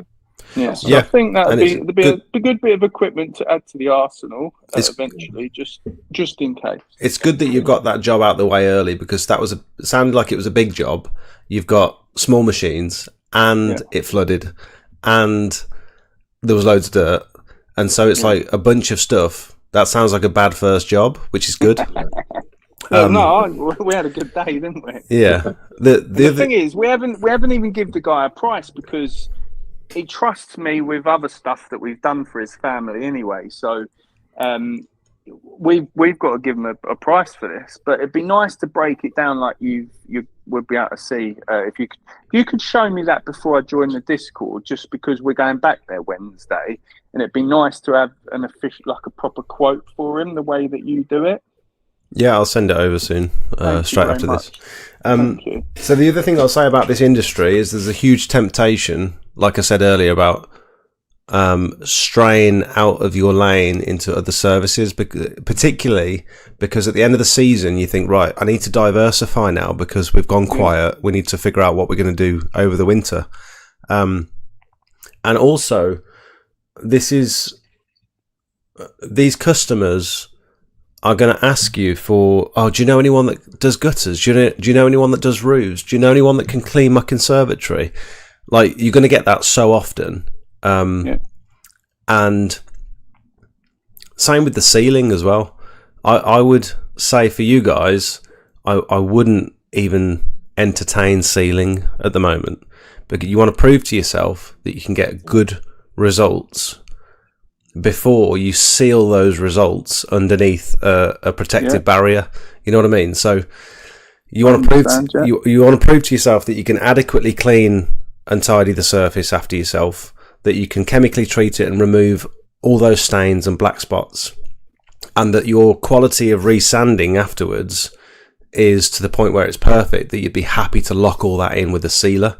And it's the same learning process for everyone. It's regardless of your ability, it's experience that will take you to the point where you can get, produce good results. And so I'd be very... Customers will push you to do the sealing. They'll say, I want my drive clean, sanded and sealed. And you might be worried that, we're not going to get this job unless we seal it, because they really want it sealed. But what I'd say instead, particularly with block paving, is maybe try and upsell a polymeric hard setting sand rather than a sealer, because there's so much more that can go wrong with a sealer. I'd wait 6 to 12 months before you start sealing, personally. Okay. Well, just because you recommend that we get the results before we seal the results in. Yeah. Okay. Have you made the opposite mistake then, where you've sealed a job and you're not happy with the results, or it'd be something you revisit later on and go, cool, bloody hell, didn't do as good a job as we would do now? No, I've seen other people sealing stuff, and I thought, God, that's not even clean. Like, why are you sealing it? It's you haven't removed the spots. There's still weeds coming through between the joints. Like, how are you sealing over that work? Yeah. And some people's standards are just different to others, and that's fine. But also, you don't necessarily know at this point which sealer is correct for that surface, and you can't explain that to the customer because you don't know yourself just yet. You know what I mean? Sure. Okay.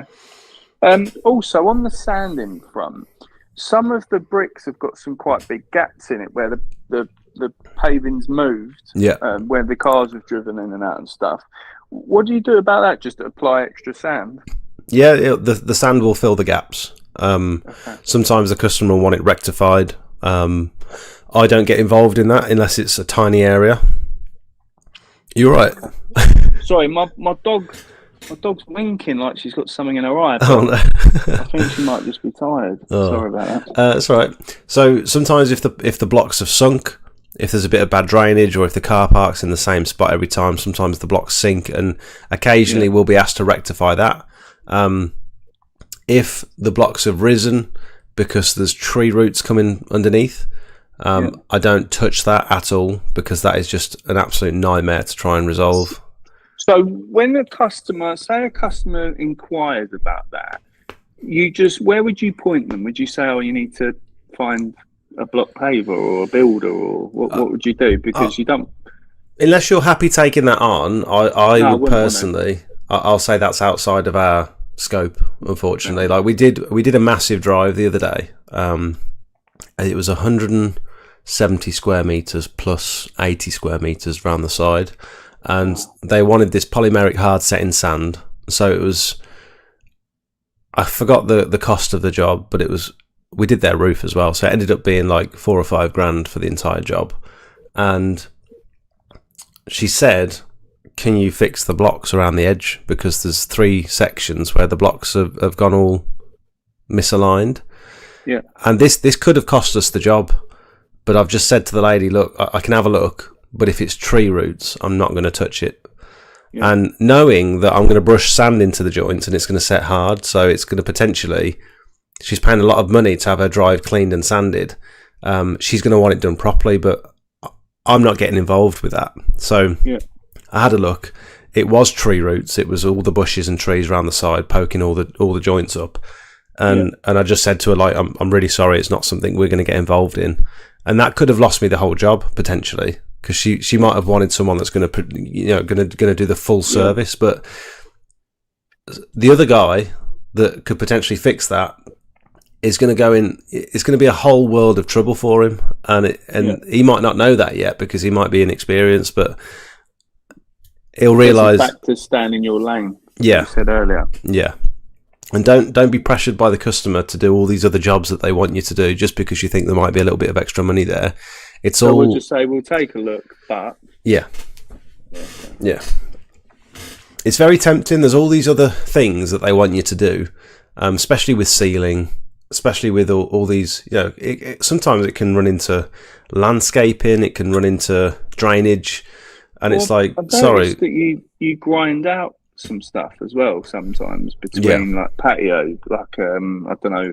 Saw one earlier of you doing repointing. Yeah, repointing of some sandstone. Patio. So, at what point would you get involved in that if you were us? So we're trying to go back in the opposite direction now. So I started very niche, offering pressure washing, and then I panicked and expanded into gutter clearing, roof cleaning, gutters, faces and soffits, conservatories, solar panels, potentially even window cleaning sometimes. I've expanded into all these other areas that I didn't necessarily want to do because I needed the money to keep coming in over the winter. And now we're trying to narrow back down where I'm not doing gutters, fascias, soffits anymore. I'm not doing conservatories, potentially not even solar panels, all that sort of stuff. And I'm trying to niche back in because we're getting busy enough where we can sustain ourselves. But we've realised that the patio restoration, we love doing that. It's very lucrative. The transformation's incredible. The content lends itself to pictures, videos and whatever. And that's something we really want to focus on. So we started small, went broad, and now we're trying to niche back down to doing the stuff we actually really want to do, providing we can stay busy doing it. So you wouldn't recommend the guttering stuff and roofs? Gutters, yes, because it's steady money. It's fairly sort of medium to low ticket money. It's fairly easy to advertise. It's easy to land work. It's easy to do remote quotes. You don't have to get out to everyone to do the remote quotes, to do the in-person quotes. Gutters are good. How would you price up guttering then, out of interest, please? So I generally stick to a rough figure of about £45 per side to clear out the gutters. and I'm very specific with my wording. I vacuum out the gutters, so I'm not cleaning. I'm not cleaning them. I'm vacuuming them, and that. So is that just the top gutter? What about downpipes and that? So we always make sure the downpipes are clear. Okay. So it should only part of the £45. Well, it should only mean dipping the nozzle into the downpipe and clearing it out. I'd say probably 25 to 50% of jobs require us to actually go up with the ladder and disassemble the downpipe and unblock it by hand. So, but that's not just a hugely time-consuming job to take a bit of guttering off. No, that's just part of the job, in my opinion. But we don't charge extra for any of that. But I think, around about £45 per side, plus around about £20 for conservatories is a good ballpark figure. If you've got awkward access or particularly high sections, you might want to just adjust that figure. But if you've got 3 sides, it's going to be £135. Okay.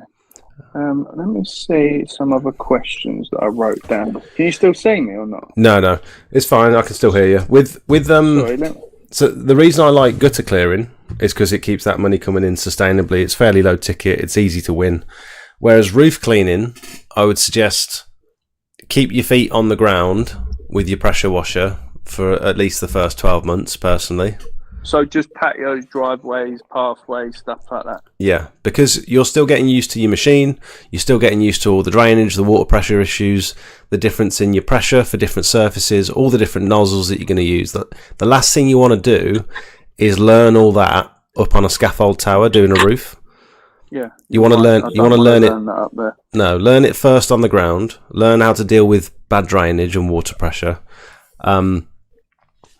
The other thing with roof cleaning is it's a massive financial investment with your poles, scaffold towers, your surface cleaners. Do you have your own towers then? I rent mine still because we don't do enough to justify me buying one. But there's so much cost when it comes to roof cleaning to do it properly. So I'd probably just avoid that for at least 12 months. Maybe we should revisit that in a year's time then. Hopefully in a year's time we've sort of taken your advice, we're doing all right, and then we might want to sort of offer a bit of that just for the sort of down season maybe. Yeah, I mean there's the 2 lads in Essex, the We Clean Property boys, they're 19, 20 years old, and they've been going for I think under a year now. They're doing incredibly well on social media, and they've just I've seen them actually. They've just jumped in. They're just doing everything, and they're doing their research. But they're doing roof cleaning, and I think it came as a shock to them, like it does to everyone. But it's not to say it can't be done. I just think if I was giving advice to someone, I'd say just keep your feet on the ground for the first year at least. All right then, that's good advice. Happy to do that.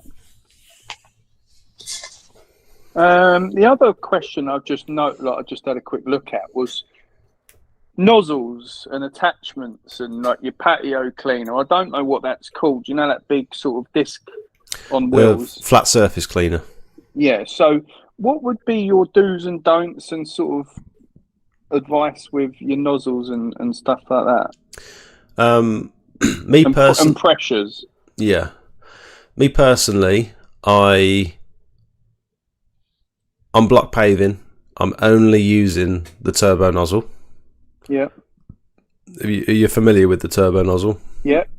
Karsha. Yeah. You'll have you'll have a shock when you use a proper one. Honestly, it's the difference is insane. We had to go with mateys the other day, didn't we? Yeah. Because the thing is, before that dyno rod guy come out, we'd had 3.5, 4 hours. We were just casually doing our bit, one-handed sometimes. And then he let us have a go on his, and I goes, cool, bloody hell, I won't have one hand in my pocket with this, will I? Yeah, it's the time saving that you're going to experience going from a Karcher to a proper petrol pressure washer is going to be insane. Brilliant. Okay. The difference is incredible. But I'd say block paving, stick with the turbo nozzle for best results, because that's going to clear all the joints, it's going to clear the weeds.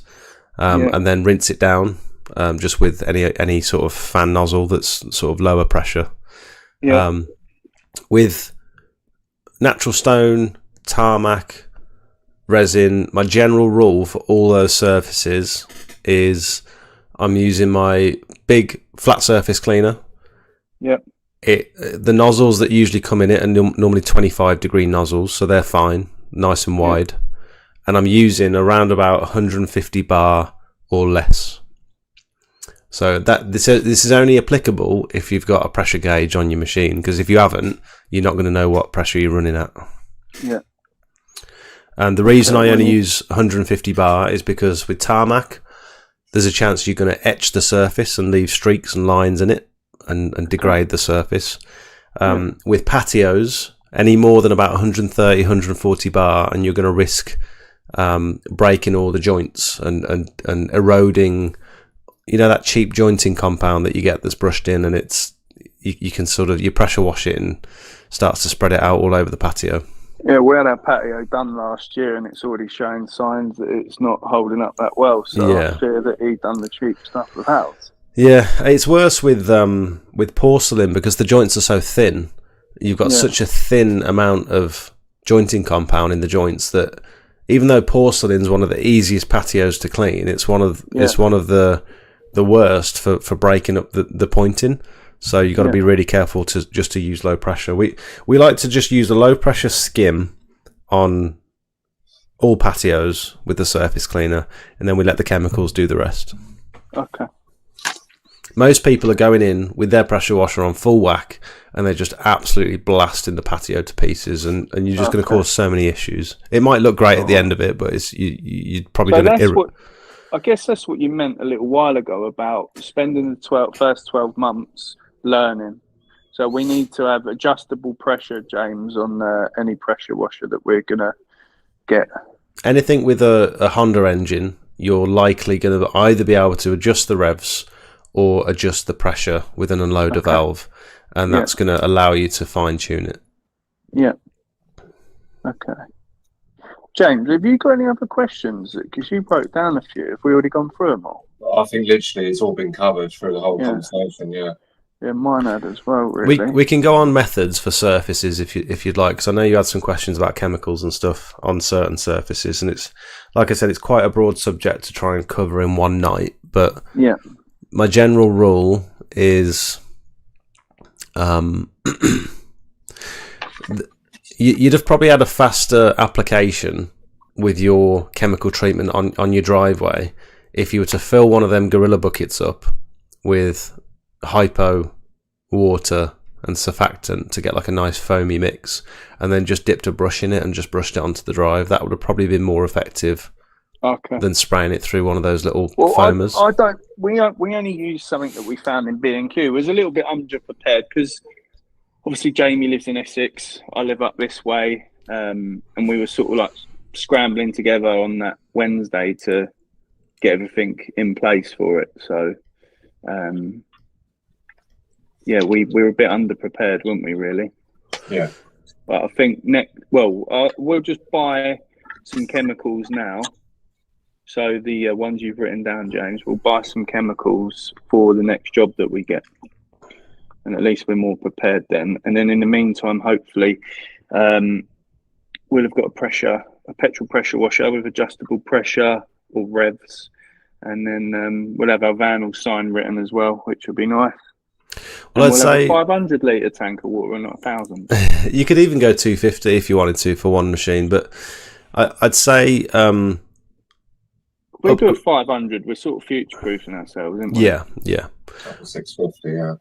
I'd say upgrade from that Karcher as quickly as physically possible, because you are wasting time. You're wasting your own time. We had two out, didn't we, the other day? Yeah. It's the difference will be unbelievable. Good. It'd be good, yeah.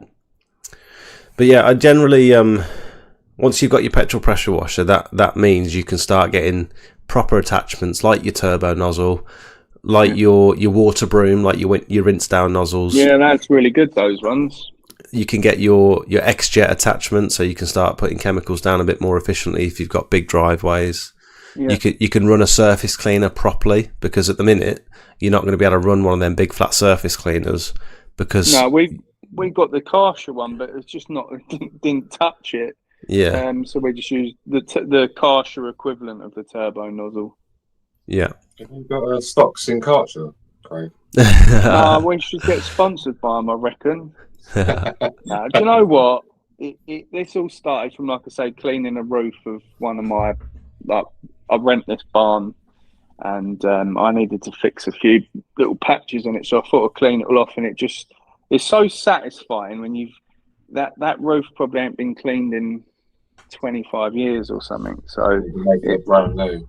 It was really satisfying getting all the mould and the moss off, and so yeah, that's sort of how we've come about. And I've since bought a couple of Karshas. We've got 3 Karshas between us, just as spares and just to crack on. But look, everyone's got to start somewhere, and it might take us a bit longer, but we're just starting. But we're ready to sort of up our game already. There's money to be made, and you know, back to, and this is not an insult to anybody who works in this industry, but my old industry of spraying cars, for example, you can't teach people to do this in a few weeks or months. You take years and years to hone all your skills in that industry. Same with what Jamie does. There's a lot of people who do painting and decorating, but when you see a proper professional who's been doing it 25 years in your house, doing all of the prep work, you think, bloody hell, I wouldn't have done that. I'd have just slapped some paint over it. But when you see all the preparation that goes in, we sort of want a business where we could have an apprentice working with us for 6 months, a year, and then get them out in a vehicle on their own with their own apprentice, maybe. But the hardest thing in the world is employing people. Like, I employed people for years with my last business, and I've got some, you know, people who do work for us now, and it's not easy. It's not easy scaling a business up. It's all well and good talking about it as we are, but that's the hardest part, is managing people and trying to get them to have.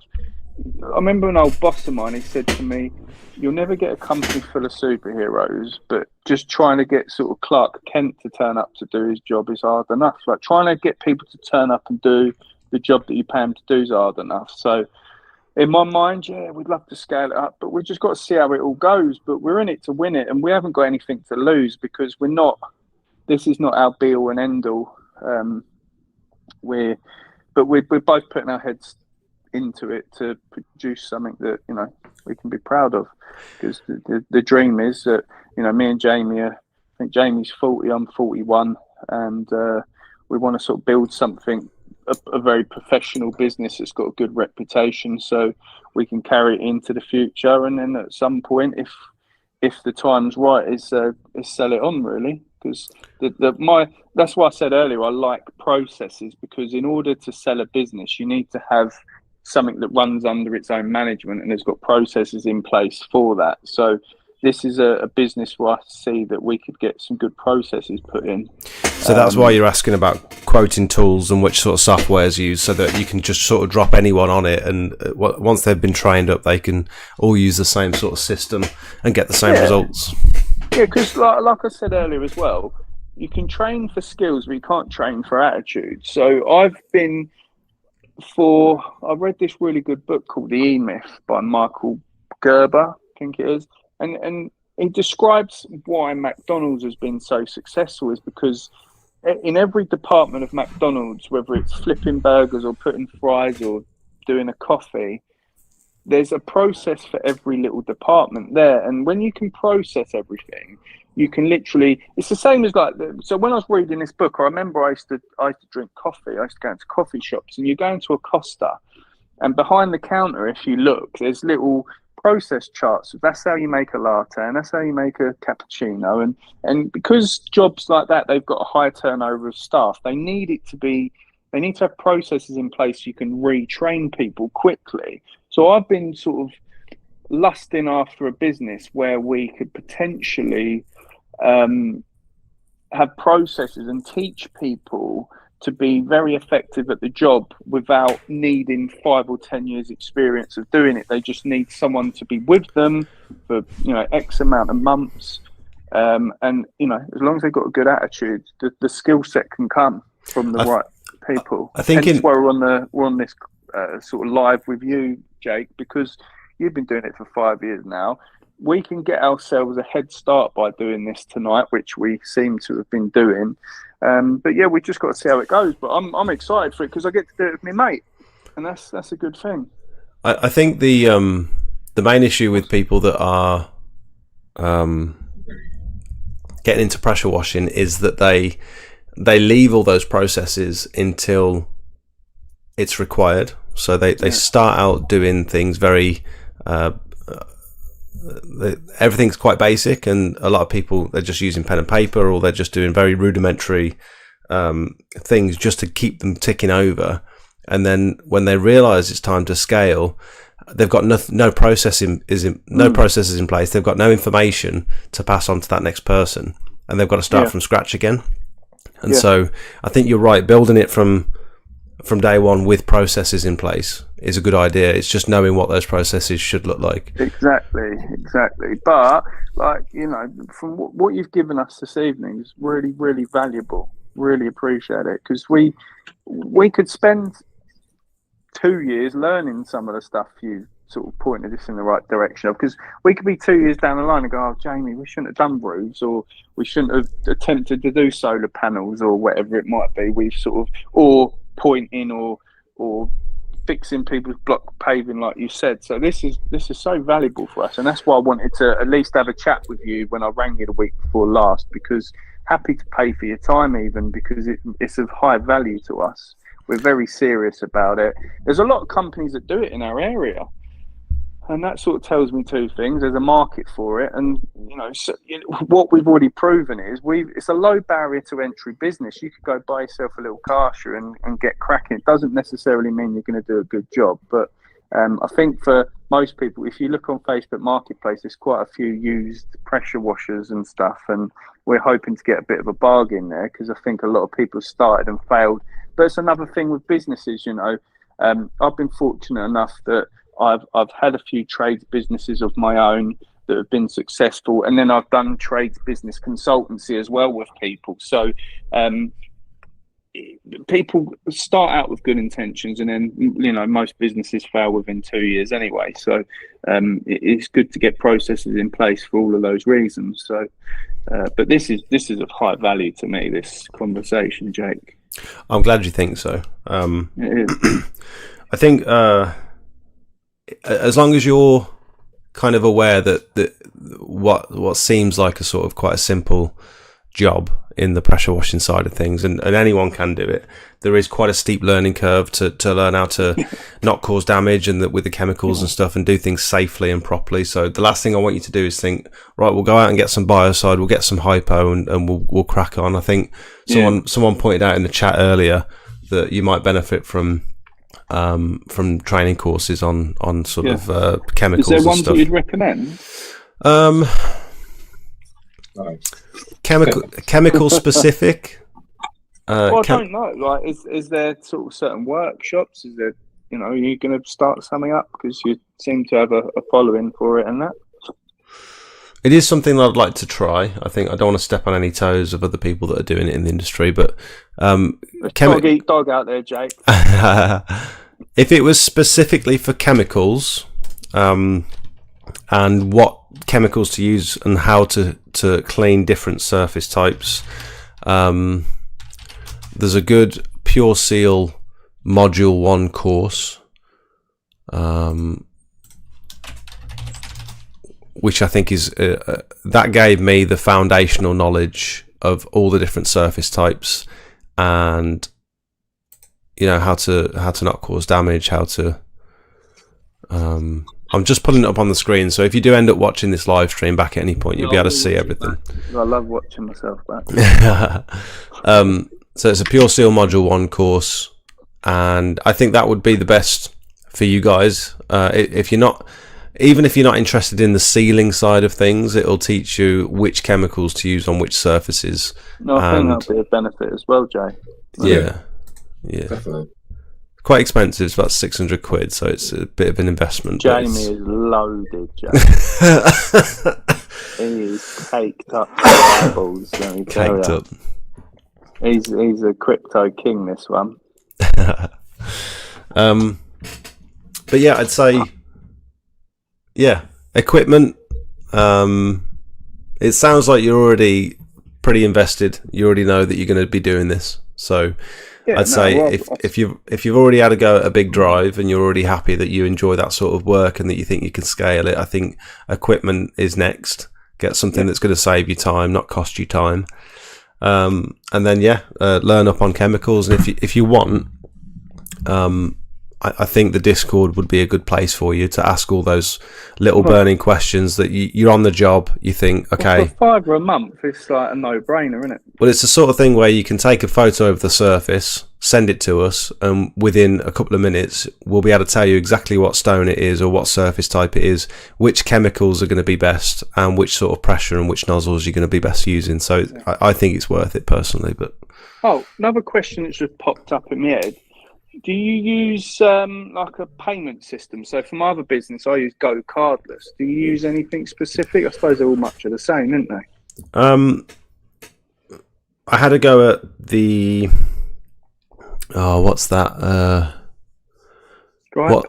No, the little card machine. SumUp. I had a SumUp card machine. It broke very quickly. I didn't get on with it very well. But at the minute, I've got a metal bank account, so it's a business metal account, and with that you get Free Agent, which is a CRM, and that's where I do all my invoicing, and that's what tracks whether people have paid me or not and all that sort of stuff. That's the point, actually, because I think we've got the option. I think our business account is Monzo, and I think they've got an add-on, something like that, like some sort of payment system, or you can just get like Xero or QuickBooks or something. That's what I've used. But like I say, from other business, I'm on direct debits with people. So we have like a subscription service for certain cleaning and waste management services. So they just sign up for a direct debit and it comes out. It's nice and easy straight into the business account. But we have got a woman that's just not paying us at the moment. It's really infuriating. It's such a small amount of money. So you're probably have you already got an established customer base where you've got a couple of, like, how many customers, like reoccurring customers, would you say you could contact tomorrow if you needed to? Oh, loads. I've got 12 years worth of customers from my other business. So as soon as you've got some sort of promotion, so this is what I say to people when they're coming from a window cleaning background, for example.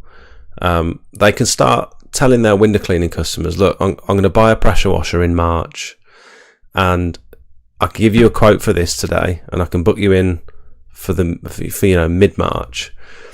And if they do that to enough customers, and they're giving their prices on the spot, and they're booking them in the calendar on that day, it means come mid-March, they could have 20 customers booked in the calendar for pressure washing work, and they haven't even bought the equipment yet.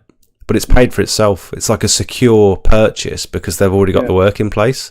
And so for someone like yourself who's got all those customers to upsell this new service to, you could potentially have people in the calendar before even making that purchase. And I think that's a good way of doing it.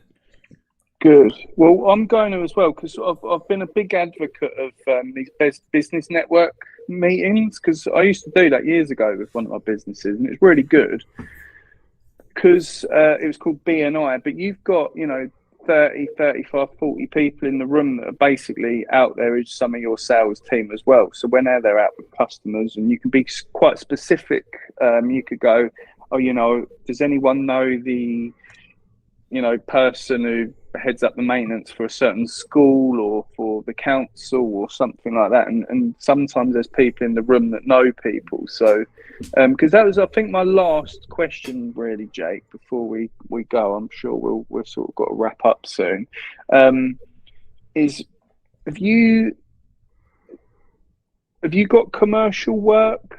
Because from one of my biggest takes from this conversation now is the seasonality of this business, because we want it to be a robust business all year round as much as everyone else does. But how can we get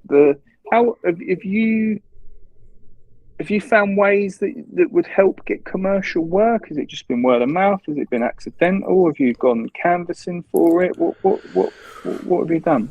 So I'd say a strong website with good SEO is going to be the main factor. Are you planning on being limited or VAT registered? Yeah, I'd imagine so. Yeah, very soon. Just at the moment, we've got a very basic website that was thrown together by my web guy. He's really good. We've got a very elaborate website for the other business, but this was just a quickie thrown up just so we've got some presence. But he can get on all that. So I think there's a lot of commercial customers that wouldn't touch a small one-man band. A sole trader, so you've got to try and set yourself apart from other sole traders and make yourself look a little bit more professional, a little bit more experienced. And so if you can build your website around that larger commercial look rather than sort of a small town one-man band, that will help. Yeah. Well, that's what we tried to do from day one with like the name and all stuff like that. So we'll just have to see how it goes, but just didn't know whether you'd. Yeah. So SEO, nice website. I think it's also a lot of my residential customers have transpired into commercial customers. So you don't know, but they own this business, this massive business down the road. And it's like they've got all this work for us, and you wouldn't have known just by talking to them, just by doing their little driveway. And so I think looking at every customer as a potential commercial client could be a good way of, if you're going into it setting yourselves apart from other people by just coming across more professional, having your sign written van, having your uniform and all that sort of stuff, you're already giving yourself a little bit of a leg up. I think liability insurance up and over 5 million is a good thing to just do from day one. If you're, it's not very expensive, is it, to do either? No. And also what I would say is a lot of us are incredibly busy between March and September with residential work. I'd say if you can, try and schedule that commercial work. If you do get any, try and schedule it for the winter seasons, because that's when you're going to need it the most. And if you can get in with local schools or pubs or hotels or restaurants and try and get them on a maintenance plan to maybe go and do their gutters or do their fire escapes or do their walkways every year at the beginning of winter, for example, that might be something that can keep the cash flowing and keep a bit of security over the winter. Brilliant. Well, it's been a lot of food for thought this evening, Jake. Really, really appreciate you letting us do this, actually. We didn't see it going this far, going onto your channel. We was hoping just for an hour or two on the phone with you. Or we was going to try and take you out for a meal or something. Wine and dine me. Oh, well, absolutely. Why not? But it hasn't come to that. And like you said before, it benefits all of us doing it this way. So I have real appreciation for your time tonight, Jake. No worries. I wish you both all the best. And like I said, I'm not trying to sell the Discord to anyone, but I think personally, I think it'll be a great resource for you just to get that quick information when you're on the YouTube. Yeah, when you're on the job, it's just a great way of getting the information you need nice and quickly. And there's some decent resources on there with surface guides and stuff. So if you come across like a granite surface, you'll know how to deal with it. So brilliant. All right, thanks so much. All right, guys. Well, nice to meet you both, and I wish you all the best. We'll keep watching your videos. Thanks for all of that, and we'll be in touch, and no doubt we'll speak in the future. Appreciate it. Nice to meet you. All right. Thank you, mate. See you in a bit. Cheers. Bye. That was nice, wasn't it? Which one am I on? That one. Oh, we're a bit dark. We're a little bit dark, aren't we? I've got no way of turning the lights up because they're all disconnected. I've got these little... They've gone dim because they're on battery powered instead of being plugged in, so... It's quite cosy, actually, isn't it? Did anyone find that useful? Was that worth... Should we do this more often? I saw a little bit of an argument in the chats. Is it Stephen? And Cedars? What are you bickering about, you two? Come on, this is a safe space for all of us. Grind to Prime, I did see your messages, and I totally mirror what you're saying. I agree with you.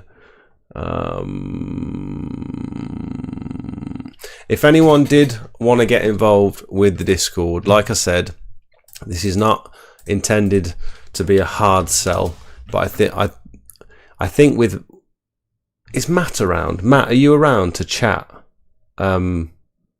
Because what you were saying the other day, I think is very. It does worry me.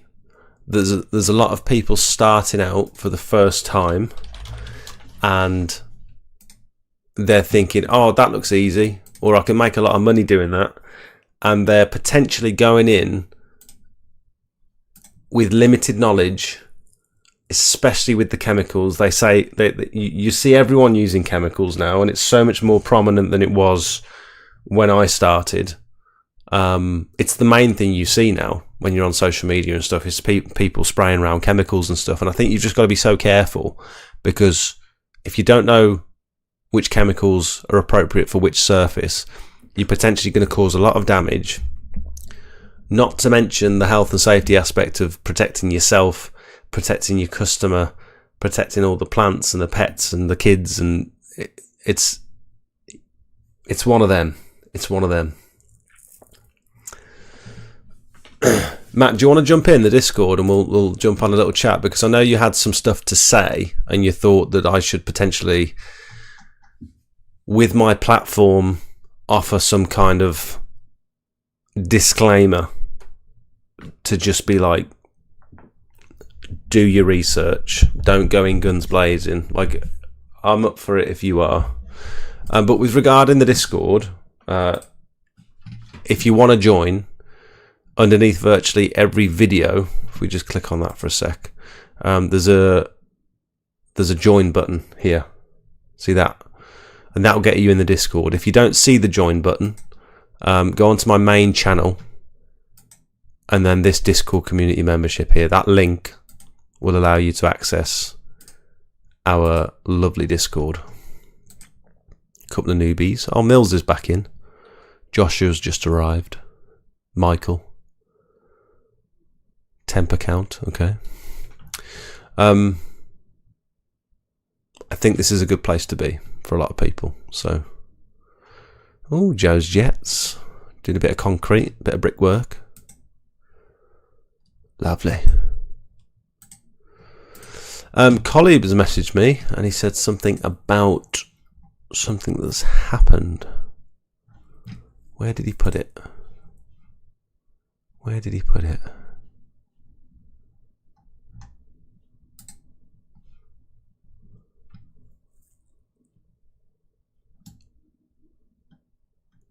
Oh shit. The guy from Clean to the Core has passed away, being electrocuted cleaning a roof. Today.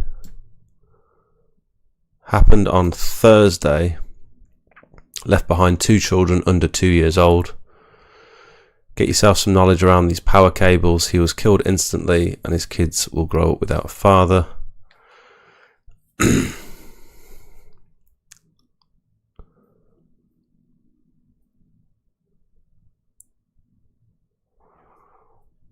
Shit.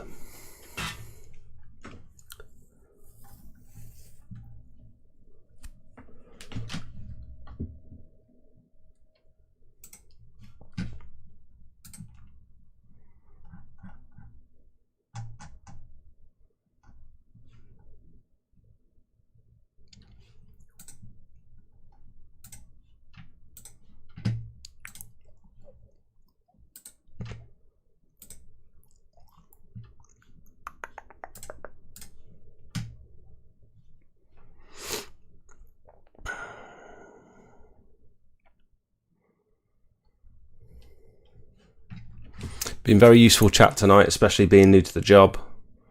Very new, in fact, not even started yet. Nice. I bought my van mount machine. I think I should join the Discord. Shane, you're very welcome at any time, matey.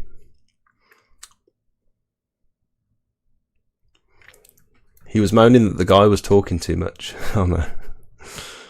Oh dear. Hello, Matt. Hello. Hello. Can you hear me okay? Yeah, can you hear me? Yeah, you're a little quiet, but I can turn you up. Let me Oh, that's better. You got a bit closer to the mic and that was better. Yeah, I need to bend it in. How are you? Yeah, I'm good. Let me just change off push talk a minute.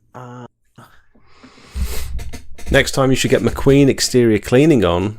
He is just starting out, also on the Discord. We've had some conversations with McQueen in the Discord actually.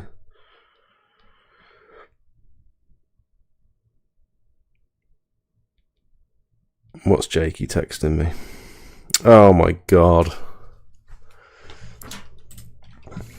Jakey's just sent me a message.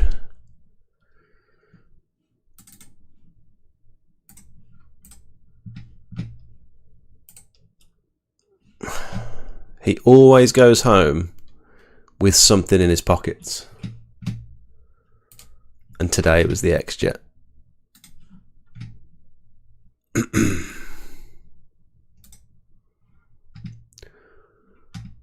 Do. No. Oh, why? I've been talking and my push to talk is still active apparently. Oh, I can hear you now. Okay, is that better? Yeah, I can hear you perfectly. Oh, great. Steve says, no shade, but I've been on the fence about starting because I feel like I've got no idea, but I've definitely done my research. Listening to those guys, and they've got no fear. Need to take a bit of that on. There is such a thing as too much hesitation, too much research, waiting too long for the stars to align. That is definitely a thing. Yeah.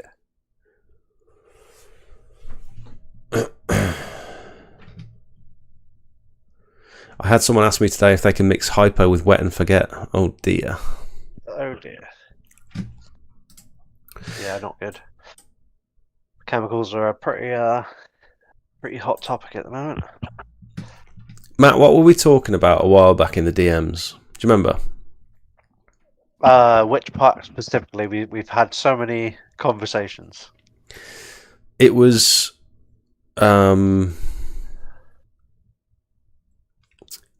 I think it started with all these people coming into the industry after seeing all the videos and all the socials and seeing all the good stuff that people post and thinking, I can do that. And then they spend thousands of pounds on a new van, all this posh new equipment without even dipping their toes into the water first, and potentially even roof cleaning. There was a guy, not to call anyone out, but there was a guy in the Discord the other day that said he's selling his house to move back in with his mum, was it? In order to start his pressure washing business. I think what I was intending with my messages to you was, we always talk about like setting expectations with the customers about like the work we're doing with them, but we don't set expectations with the people joining the industry and like what to expect, if that makes sense. And yeah, we see a lot of people, like it gets to around this time of year, influx of everybody spending life savings, going out spending 5, 6, 7, 8, 10 grand plus, going, oh, this is going to be the next big thing, to then spend all summer asking how to do this, how to price that. I'm not getting any work, to then September, October hitting, and it's like, oh, it's for sale for a quarter of what I paid. And I think, yeah, you can see all the videos of everybody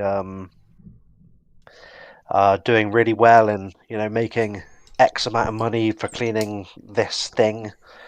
But those people can make that money because they've been in the business for long enough, and they have that customer base, and they know the process, they know what they can charge. And if you're brand new trying to like figure it out, you're not going to be able to, you know, necessarily fetch those prices or have that level of, like, you won't have 5 days a week booked out on your first week of starting, unless you're really hitting it hard, got ads running, and you've built up a customer base before you've even bought your equipment. Yeah, so quite often people spend all this money buying these big business packs where they've got all this equipment that they're probably never going to use. They don't know how it works, they don't know what it's for, but it's in a business pack, so it must be good. And yeah, like you say, it just sort of sits there, that they haven't done anything to market themselves. They haven't created any sort of branding. No one knows they exist. and they think because they've spent all this money, suddenly they've got a business, and they haven't. They don't even know if they like the work yet.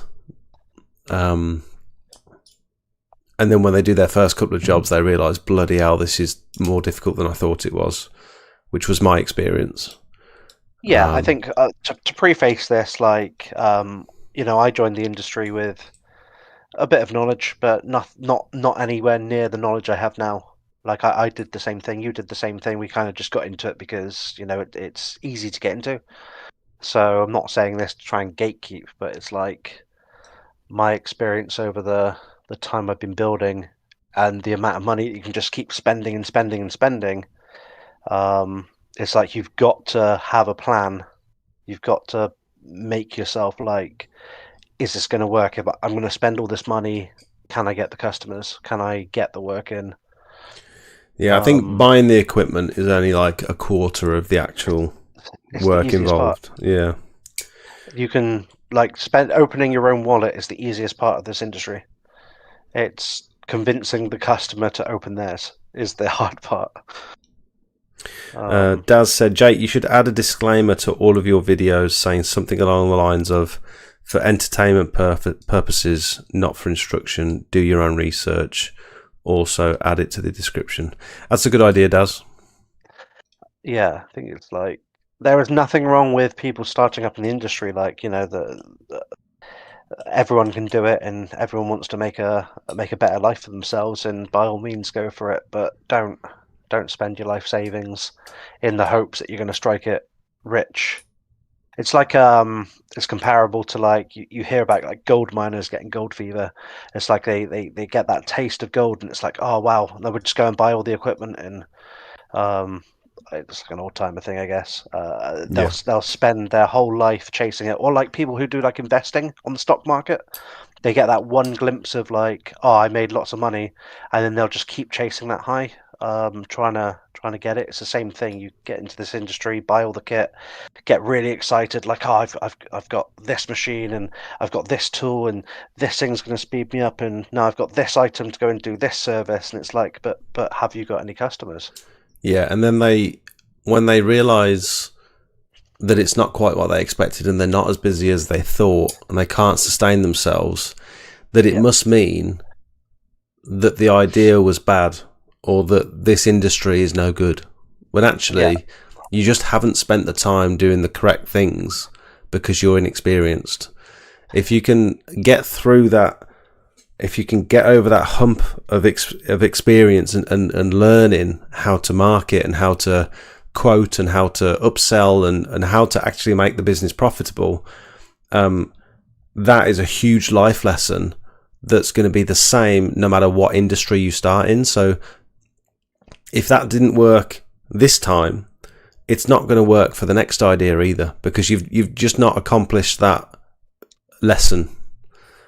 And so selling up all your equipment to try and pull some of that money back isn't the answer. The answer is to knuckle down and figure it out, to try and get through that phase, and it's then sorry, you go. No, go on. I was going to say, gone are the days of being able to like post on Facebook, hey, I do this service, and post it to all the community groups. Then you get floods of comments. It's like you'll see so many people just posting like, oh, for jet washing services. They'll post it to like 30, 40 groups, and there's like no one commenting, no one liking.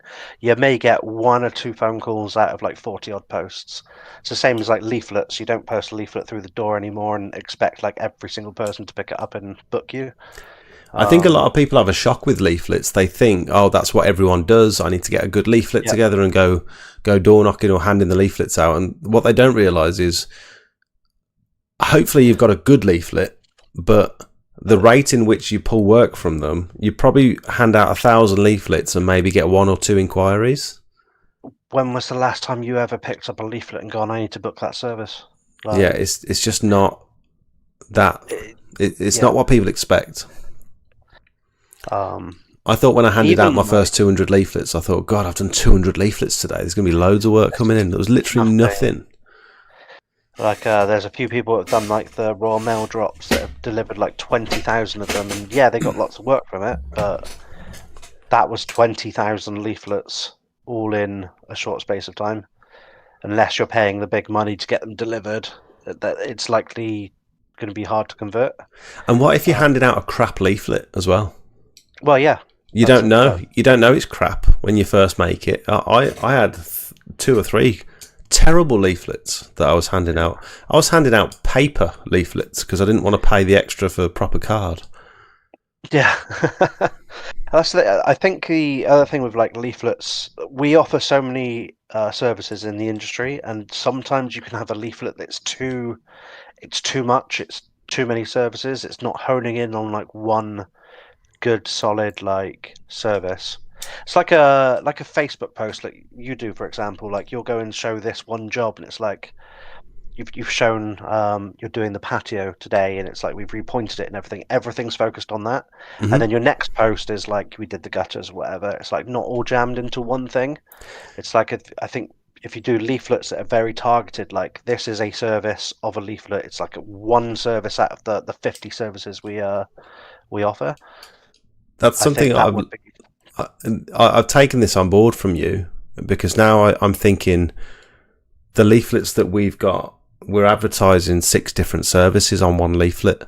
And now I look at my leaflet, I think of one of the conversations I read that you had with someone in the Discord, and I thought, this just isn't right. I need to be advertising one service on this leaflet, else it's just not going to be effective. And you're right. It's the same with a Facebook post. You don't post 6 different jobs on one post because it's just so vague that it's just not going to move the needle at all.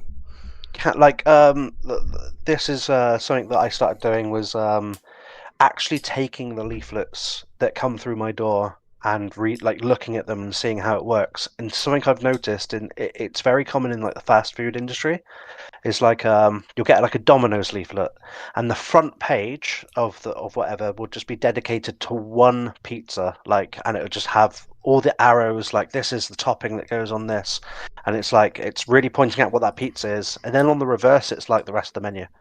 Yeah. But that initial page is like one item of everything, and you start picking up other leaflets from large companies, and you notice the same trend. Like the main focus is this one thing. I've actually got a bunch of leaflets in front of me because I've been trying to optimize my. Well, it's good to take inspiration from these bigger corporations and stuff, because they've been through all this and they've done the market research, and they're spending hundreds of thousands of pounds to do something that we're doing at a much smaller scale, but they're doing it more effectively. And it'd be silly to think that they don't know what they're doing. That's one of the conversations I was having in our green team chat about leaflets was literally that. Like, why not just piggyback off the research that all these companies are doing? And the big companies, large multinational companies, have spent that budget. They continue to spend the budget. They have all the data over all the years they've been doing it. We should be harvesting that from them, and that's why I started picking up leaflets and going like, how do I translate this into my business? And when I went and put out 400 leaflets for pressure washing, I have netted 6 jobs from them. That's a good ratio. Huge conversion. Like compared to my first round of leaflets at 1,000, I got 1 inquiry. Yeah. And it's just one service focus. This is what I'm offering. There's a little like detail. It's just pressure washing focused, but there's a little detail that says like offering soft washing, repointing and stuff. Just small tiny corners. Yeah. And 4 of those 6 have turned out to be repointing jobs. Craig's got it nailed. Craig's got a. It's weird that Craig Robinson's just said thanks again, Jake. No problem, Craig. I wasn't talking about you, but I appreciate you. Craig from Manchester, Craig Washy. He's got it nailed. He's got a winter leaflet, which is essentially just gutters, I believe, and then he's got a summer leaflet, which is essentially just driveways or pressure washing. And I think that's the way to do it. I think it's very important to have like keywords as well. Like when I post on Facebook, the groups, just like when it comes to gutter season, I have one that says book your autumn gutter clearance today, and then I have the exact same leaflet that will get posted in this time of the year, and it would just say, book your spring gutter clearance. And it's just the one word changes, but it really does make the difference. It's like it's that keyword to get the customer thinking it's spring or it's coming into spring. Oh, I better book. Like you hear it in all sorts of marketing. There's quite a few. I can't name people off the top of my head, but there's quite a few like marketing YouTube channels that really go through like the psychology of like wording your stuff. And it's so true, and it's like they have done this research. There's data on it. Why aren't we? I think the biggest thing is people get into an industry and they'll be like, right, I need to do leaflets, but they don't understand that a leaflet isn't just everything. Is what we're getting at. Do you think with proportional to the amount of effort it takes to put leaflets out, disregarding the cost because they're fairly low cost, I'd say. Yeah.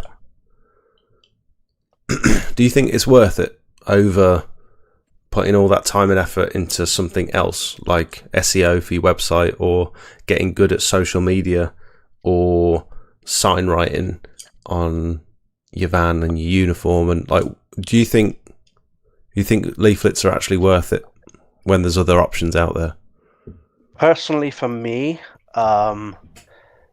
even though I've had a good experience, no, because it is a lot of time consuming if you're just walking around and posting.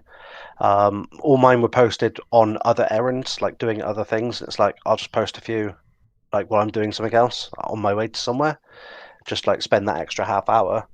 But I think, you can, with the internet being the internet, you can sit and refine your process. If you think how long is it going to take you to post 100 leaflets? Let's say an hour. What can you do in an hour that will get you more customers quickly? You can set up Facebook ads in less than an hour, and then they'll just repeat, and endlessly. It's like one input that will just keep recycling, if that makes sense. Once you've gone out and delivered leaflets, you're walking around once, that leaflet goes in a door once, that customer puts it in the bin once. Where's the repeating SEO branding? Yeah, so with a Facebook post, for example, that one person, it could take them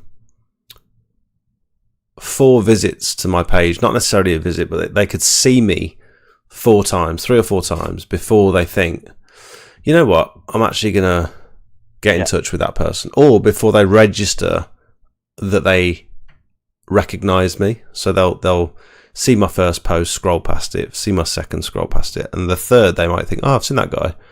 He looks like he's doing quite well. That work looks pretty good. And then the first post they might have seen a roof clean, not interested. Second post they might have seen a gutter clear, not interested. Third post, repoint. Oh, I need that done. Yeah. It's like. And with a leaflet, it's a one-time hitter. If you don't get it right the first time, and if they're not interested that first time, you're probably never going to hear from that customer ever again. Whereas with a Facebook post, you can almost hit that audience multiple times without pestering them, without bothering them. Yeah, it just gets fed to them multiple times before they decide whether they're going to pick up the phone or not. And that's the thing. Like your Facebook is effectively a flyer now. I've not posted on Facebook, so I can't really I've been pretty slacking with my Facebook, so I'm not the best example here. But especially with like you get a majority of your work from your Facebook posts, don't you? If I recall correctly. Pretty much all of it. Yeah, I've actually started. You know my little contact form. Yep. I've only just yesterday or the day before started capturing where people are actually finding me. Yeah. Which is useful to know. What would you say your strongest? Because I understand that like I'm very partial to social media. I think it's very powerful, but fairly low effort for compared to the type of results you can see. I understand social media isn't for everyone. What would you say your strong suit is? What my strong suit is? Yeah, when it comes to advertising or marketing. So a lot of my work is all word of mouth, and I'm getting very busy from that. And retargeting. I'm really good at retargeting the same customers from like 2 years ago.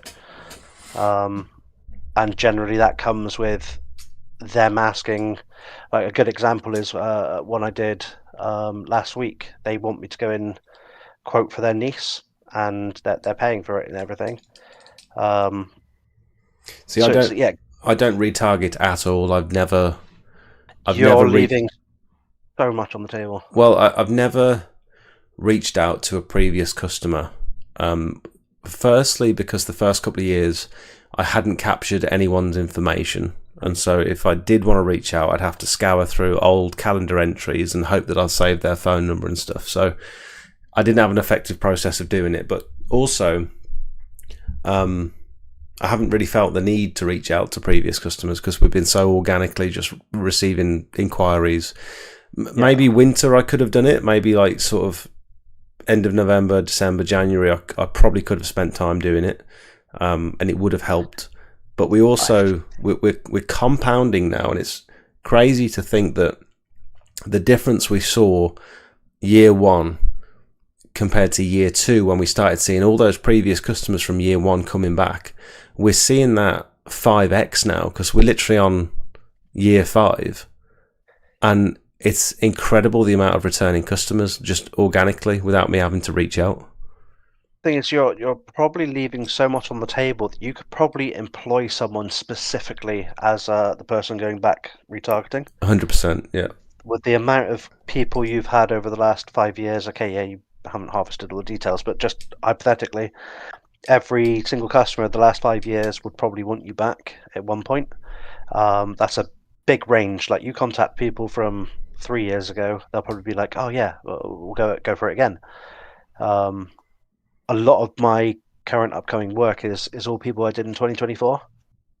Yeah. Just retargeted my. In fact, let's have a look. I'm booking out towards May, end of May currently, with like dotted days in between, and only 3 people in that whole thing are not retargeted customers. That's very nice, isn't it? I have so many quotes to go out. Anyway, for non people, but yeah, they've all just booked in. We've set a date because you already know what the house is. You already know what surfaces they got. You don't need to go there and do the visit, so you can basically book it there and then. I reached out to a customer. This is a good one. So I did a job last May. I'm now booking in to do their roof and some other bits in late April, and I did the neighbours' gutters, and I actually text out to the neighbour saying, doing some work next door come April. We may make a little bit of a mess, but I can assure you that we'll tidy it up. That has now turned into her wanting me to call out this Thursday to talk about a roof clean, the solar panel clean. They've got like sandstone-y coloured concrete walls that need cleaning. They've got a patio that wants a restoration, and they've got a tarmac drive that they want sealing. And that all came from just me texting saying I'm going to make a little bit of a mess. That's crazy. And we're not going to make any mess of their property. It was just my way of getting my foot in that door to say, open up a conversation. Yeah. There's so much untapped potential money from all of these customers, isn't there? And this is why I think having a window cleaning round is so powerful for someone who's moving into pressure washing, is because those hundreds of customers that you serve every month, they've all got exterior surfaces that need cleaning, as long as you can approach it the right way. I've just checked. You might find this interesting.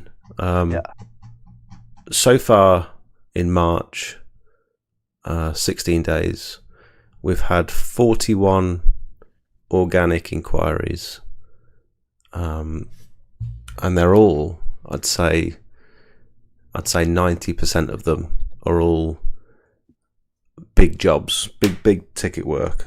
You know, over £300 to £400. The one I quoted today was $7,000, which is ridiculous. But my brother come into the unit, and he said, all your work lately they're all massive, aren't they? And I said, yeah, I don't know what's going on, but we're not getting the dinky little jobs anymore. They're all coming in. I don't know whether it's the socials or whether it's YouTube, but they're all decent, like patio repoints, they're big roof cleans, they're tarmac restorations. Like, they're all big jobs. And Yeah. so 41 divided by 60, that's 2.5 organic leads a day. No paid advertising, no outreach, nothing. It's just sitting here waiting for stuff to come in, and I'm getting absolutely bombarded to the. And I could deal with that 2.5, 3 quotes a day, if they were just little job like gutter quote. Yeah, I'll send a gutter quote over, no problem. But these are all quite in-depth, multifaceted quotes that I'm having to do, and so it's becoming really difficult. But this is what I'm saying about, like, the power of social media is I don't think you get that sort of compounding through something like a leaflet. I don't know. I mean, it's possible if your leaflet is the leaflet, if you know what I mean. If your leaflet is really selling your one service that you really want to target. I think putting 10 services on a leaflet on a little A5 or even A6 is just, there's not enough information. No one's going to care. It doesn't grab you. Yeah, you can't put 10 photos on an A5 leaflet. It just doesn't work. I did that. I had 8 photos, like 4 on the front, 4 on the back, before and after photos on my leaflet. And I thought it was a cool leaflet. I thought it looked really good, and the before and afters were impressive. But like you say, they're not niching down on one service, and it's just so broad that it just didn't do anything. 2 really well placed before and afters that are quite big, take up most of it, and then sort of explaining what your service is, I think will do far better. Like, less is more kind of thing. We hear that all the time. It is true. And that's what I'm noticing. Like I said, going through big companies' leaflets, like, that's what I'm noticing on everything. It's just they don't have 20,000 photos of every single bit of food or whatever. They're really focusing on, this is a pizza. We all know what a pizza looks like. This is the pizza topping. Well, we already know what a pizza looks like with topping on. Yeah, you don't need loads of proof, do you? You just need one really good banger. You just need one really good, and then all the wording to, like, just get you, all that kind of keywording to get you interested. Whereas I think the opposite applies to social media and websites. I think you do need proof. It's different with a leaflet, and you just need one good before and after photo. Whereas with a social media page, you need to prove that you do this work regularly, I think. You do, but you're still putting up, say, one good before and after photo that people can see instantly. Yeah, you might post like 6 or 7 more with it, but the main 2 they will see is one good before and after, which gets them clicking. Yeah. I think you're like, this is just a guess, but I'd say if you just put up one picture per, or one before, one after per post, you'll have no difference in your inquiries. I don't think the amount is what's getting people. You reckon? It's just, yeah, I reckon it's just an extra nice thing to look at. It's something cool to scroll through, but if someone's already interested, they're going to snap cool to get in touch with you straight away. Like, if you think about people running like Facebook ads and things like that, it's just a single before and after side by side that are doing the best. Or it's like you see like a lot of the window cleaning ones are just like a straightforward picture that just says like regular 4 and 8 weekly clean or whatever they have. And the one I see the most is just people stood there with their pole, and it's like, it's just bullet points, like 6 solid bullet points of what this person's going to do for you on the ad, and that's enough to get them booked up. Yeah, it's just super clear, isn't it? Yeah. It's like simple, precise. It doesn't. It's not muddying the waters and being too dilute. Yeah. I am going to wrap this up now, I think, because I'm knackered. Yeah, but sure. Is there anything else you wanted to quickly mention with regards to all these new starters coming into the industry? Yeah, I think just do some research, make a business plan, figure out how you're going to go and get customers before you go and buy all the kit, because you can purchase the kit and have it delivered to your house in 4 days flat, but it's going to take you a while to figure out how to get customers to use that kit. Yeah, and I'd say when when I first started, it took me 3 months to get my very first customer that didn't know me. It wasn't like a referral, it was like my actual organic customer. Because just didn't know what I was doing with regards to a business plan, how I should go about advertising. It took quite a while to build up. I think for those guys that were on the chat earlier, if they're already in the trade, they've already got a decent idea of how to do all that sort of stuff. So they've got a decent leg up compared to me, who has only ever worked in an office or retail. I've never been self-employed, never had to market anything before, so I didn't know what I was doing. But one thing I would say is that I like to, something I've been saying a lot recently is pick 1 or 2 strategies and execute them consistently very well, rather than trying to do everything mediocre. So instead of doing Facebook, Instagram, TikTok, YouTube, leaflets, website, sign writing on your van, door-to-door canvassing, whatever other methods there are, instead of doing them all, just pick 1 or 2, and do them really, really well. Yeah. And I think that'll serve you better than trying to spread yourself too thin. I can back that. Okay, I've got the I've got the advantage of being in the industry for quite a while and having the contacts to do this with, but all my sales currently have been retargeting, to the point where I'm making it work for the next 2.5 months just on previous clients without having to get any new organic leads in. Because your retargeting is going to expand, like you're saying, to friends and family and stuff. So they might have only had you last year for their patio, but when you get back in touch, they might have you for the driveway, and they're going to let their daughter know about you. So you've got like an extra customer. It's not just that job that you've retargeted. It's an extra customer that you've got out of it, and then that compounds next year and the year after.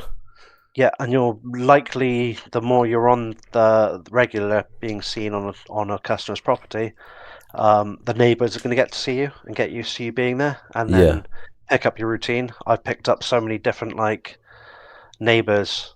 My first year was I was expecting, oh yeah, someone's going to see me with the gutter back out and come out. Never once. Yeah. Did a job for a returning customer 3 or 4 weeks ago with gutters, and I only had 1 to do that day. I ended up doing 6 because all the neighbours came out. They've seen me before. That's all it takes, is just being seen. I wonder if you could get, once you've generated, say, for example, your first 50 to 100 customers, I wonder if you could build an entire business just off of those customers, just retargeting, and then their friends and family and their friends and family. You know what I mean? Yeah, it's completely possible. I'm making it work. I don't know how sustainable it's going to be, because eventually I will run out of retargets, but then it'll be the next year, and then they'll patio only doing again. When I start, getting more organic customers later on in the year, I'll be able to retarget those next year. So then I'll have my my set from this year, from last year, the year before that, and next year I'll have this year, and it's possible. So I think retargeting is for those that have been in their second, third year now, underrated. Yeah. But for the new startup, you say focus on one solid method and make it work, and just go all in on that method. I think if you spread yourself too thin, you're just gonna get to the point where you think nothing is working. Yeah. But then you can't be 25% effective at 4 things to make your 100% input. Yeah, you can't do Google ads at 25%. You can't do leaflets at 25%. You can't do social media at 25%. You've got to do all those things 90 to 100% to actually make them work. Else it's just not going to be consistent enough. And that's I know you need to go, but the last thing I'll say is we had a chat before Christmas. Well, when was it? September, October, and we were just talking about my social media and how I'm not really active on it. And I took that on board, started getting active, saw that it would actually work, and I was getting clients from it. And I was like, right, what I'm going to do is just save all my content. So all the content I'm doing, I've got loads of editing to do and pictures. I will have enough backlog after all this that I could probably post 2 or 3 times a day consistently, which will then, well, you know what happens when you post consistently. Like, it should ramp everything up. So Yeah. I'm taking a risk with it because I don't know if that's going to work. But that's the way that's how I'm going all in on my 100% input. Yeah, I'd say spread that content out and just do one post a day would be plenty, I think, to keep you active. Yeah, well, that could work as well. I'll be able to, keep busy until Christmas with it. But yeah, if you can do what the Weekly and Property Boys are doing with three a day somehow. Yeah, insane.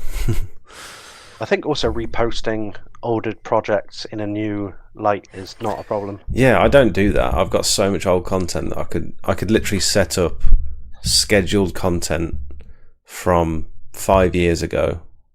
I could post something every day and it would absolutely crush social media if it was just on an auto schedule. I just don't have time to set all that up. That's the only thing.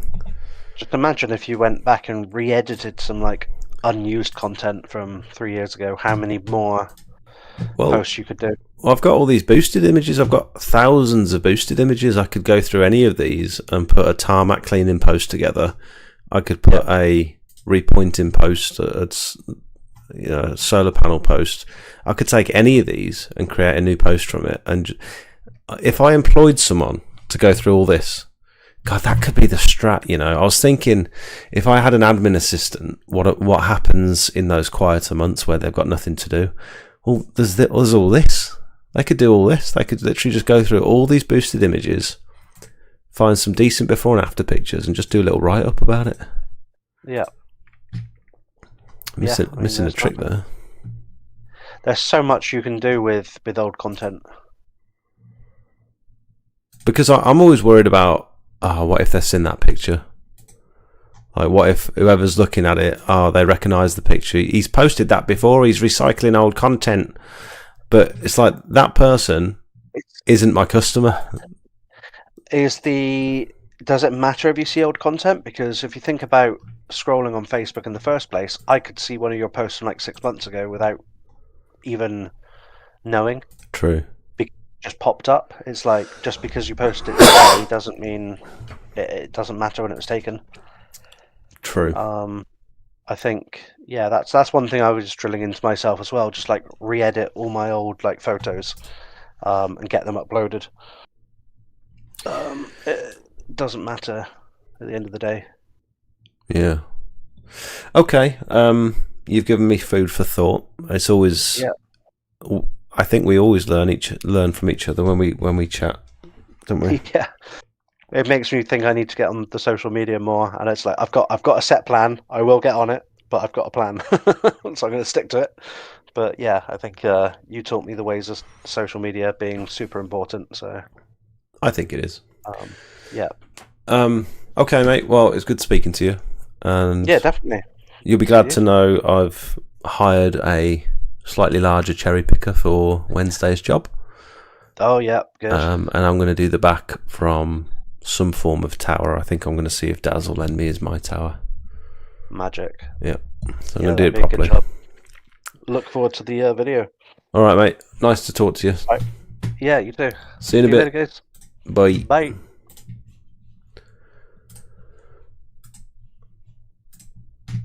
Right then, guys. Thank you so much for watching.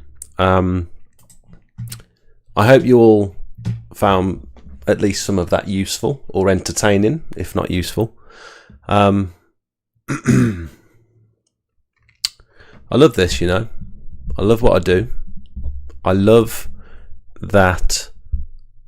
First of all, I'm very grateful that I'm managing to sustain myself through being self-employed. I think that's very special, and I think that's something that a lot of people potentially take for granted. I think it's very cool that I get to pull a wage from this business that I've created myself. I feel very fortunate that I'm able to do that. And on top of that, I feel incredibly fortunate that I've been able to offer Jakey a job and pay him a decent wage, I think, and offer my brother-in-law Kieran a job and pay him a decent wage. and it feels very cool that after 5 years we're at a position where I'm struggling to keep on top of the inquiries, and all this crazy work is coming my way, and I owe it all, I think, initially to Facebook and just generally social media and stuff. But I'm so I'm so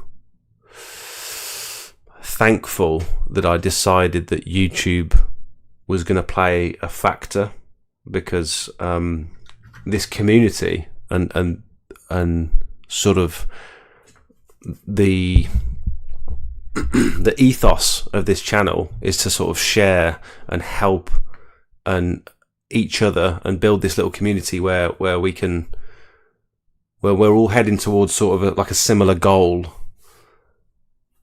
meeting new people. And like just talking to Matt just then, it's like this wouldn't have existed if it weren't for me posting my first video on YouTube and stuff. And it's very cool, and I love over all of these inquiries and all of this work that's coming my way, the one thing I love the most is YouTube and the Discord.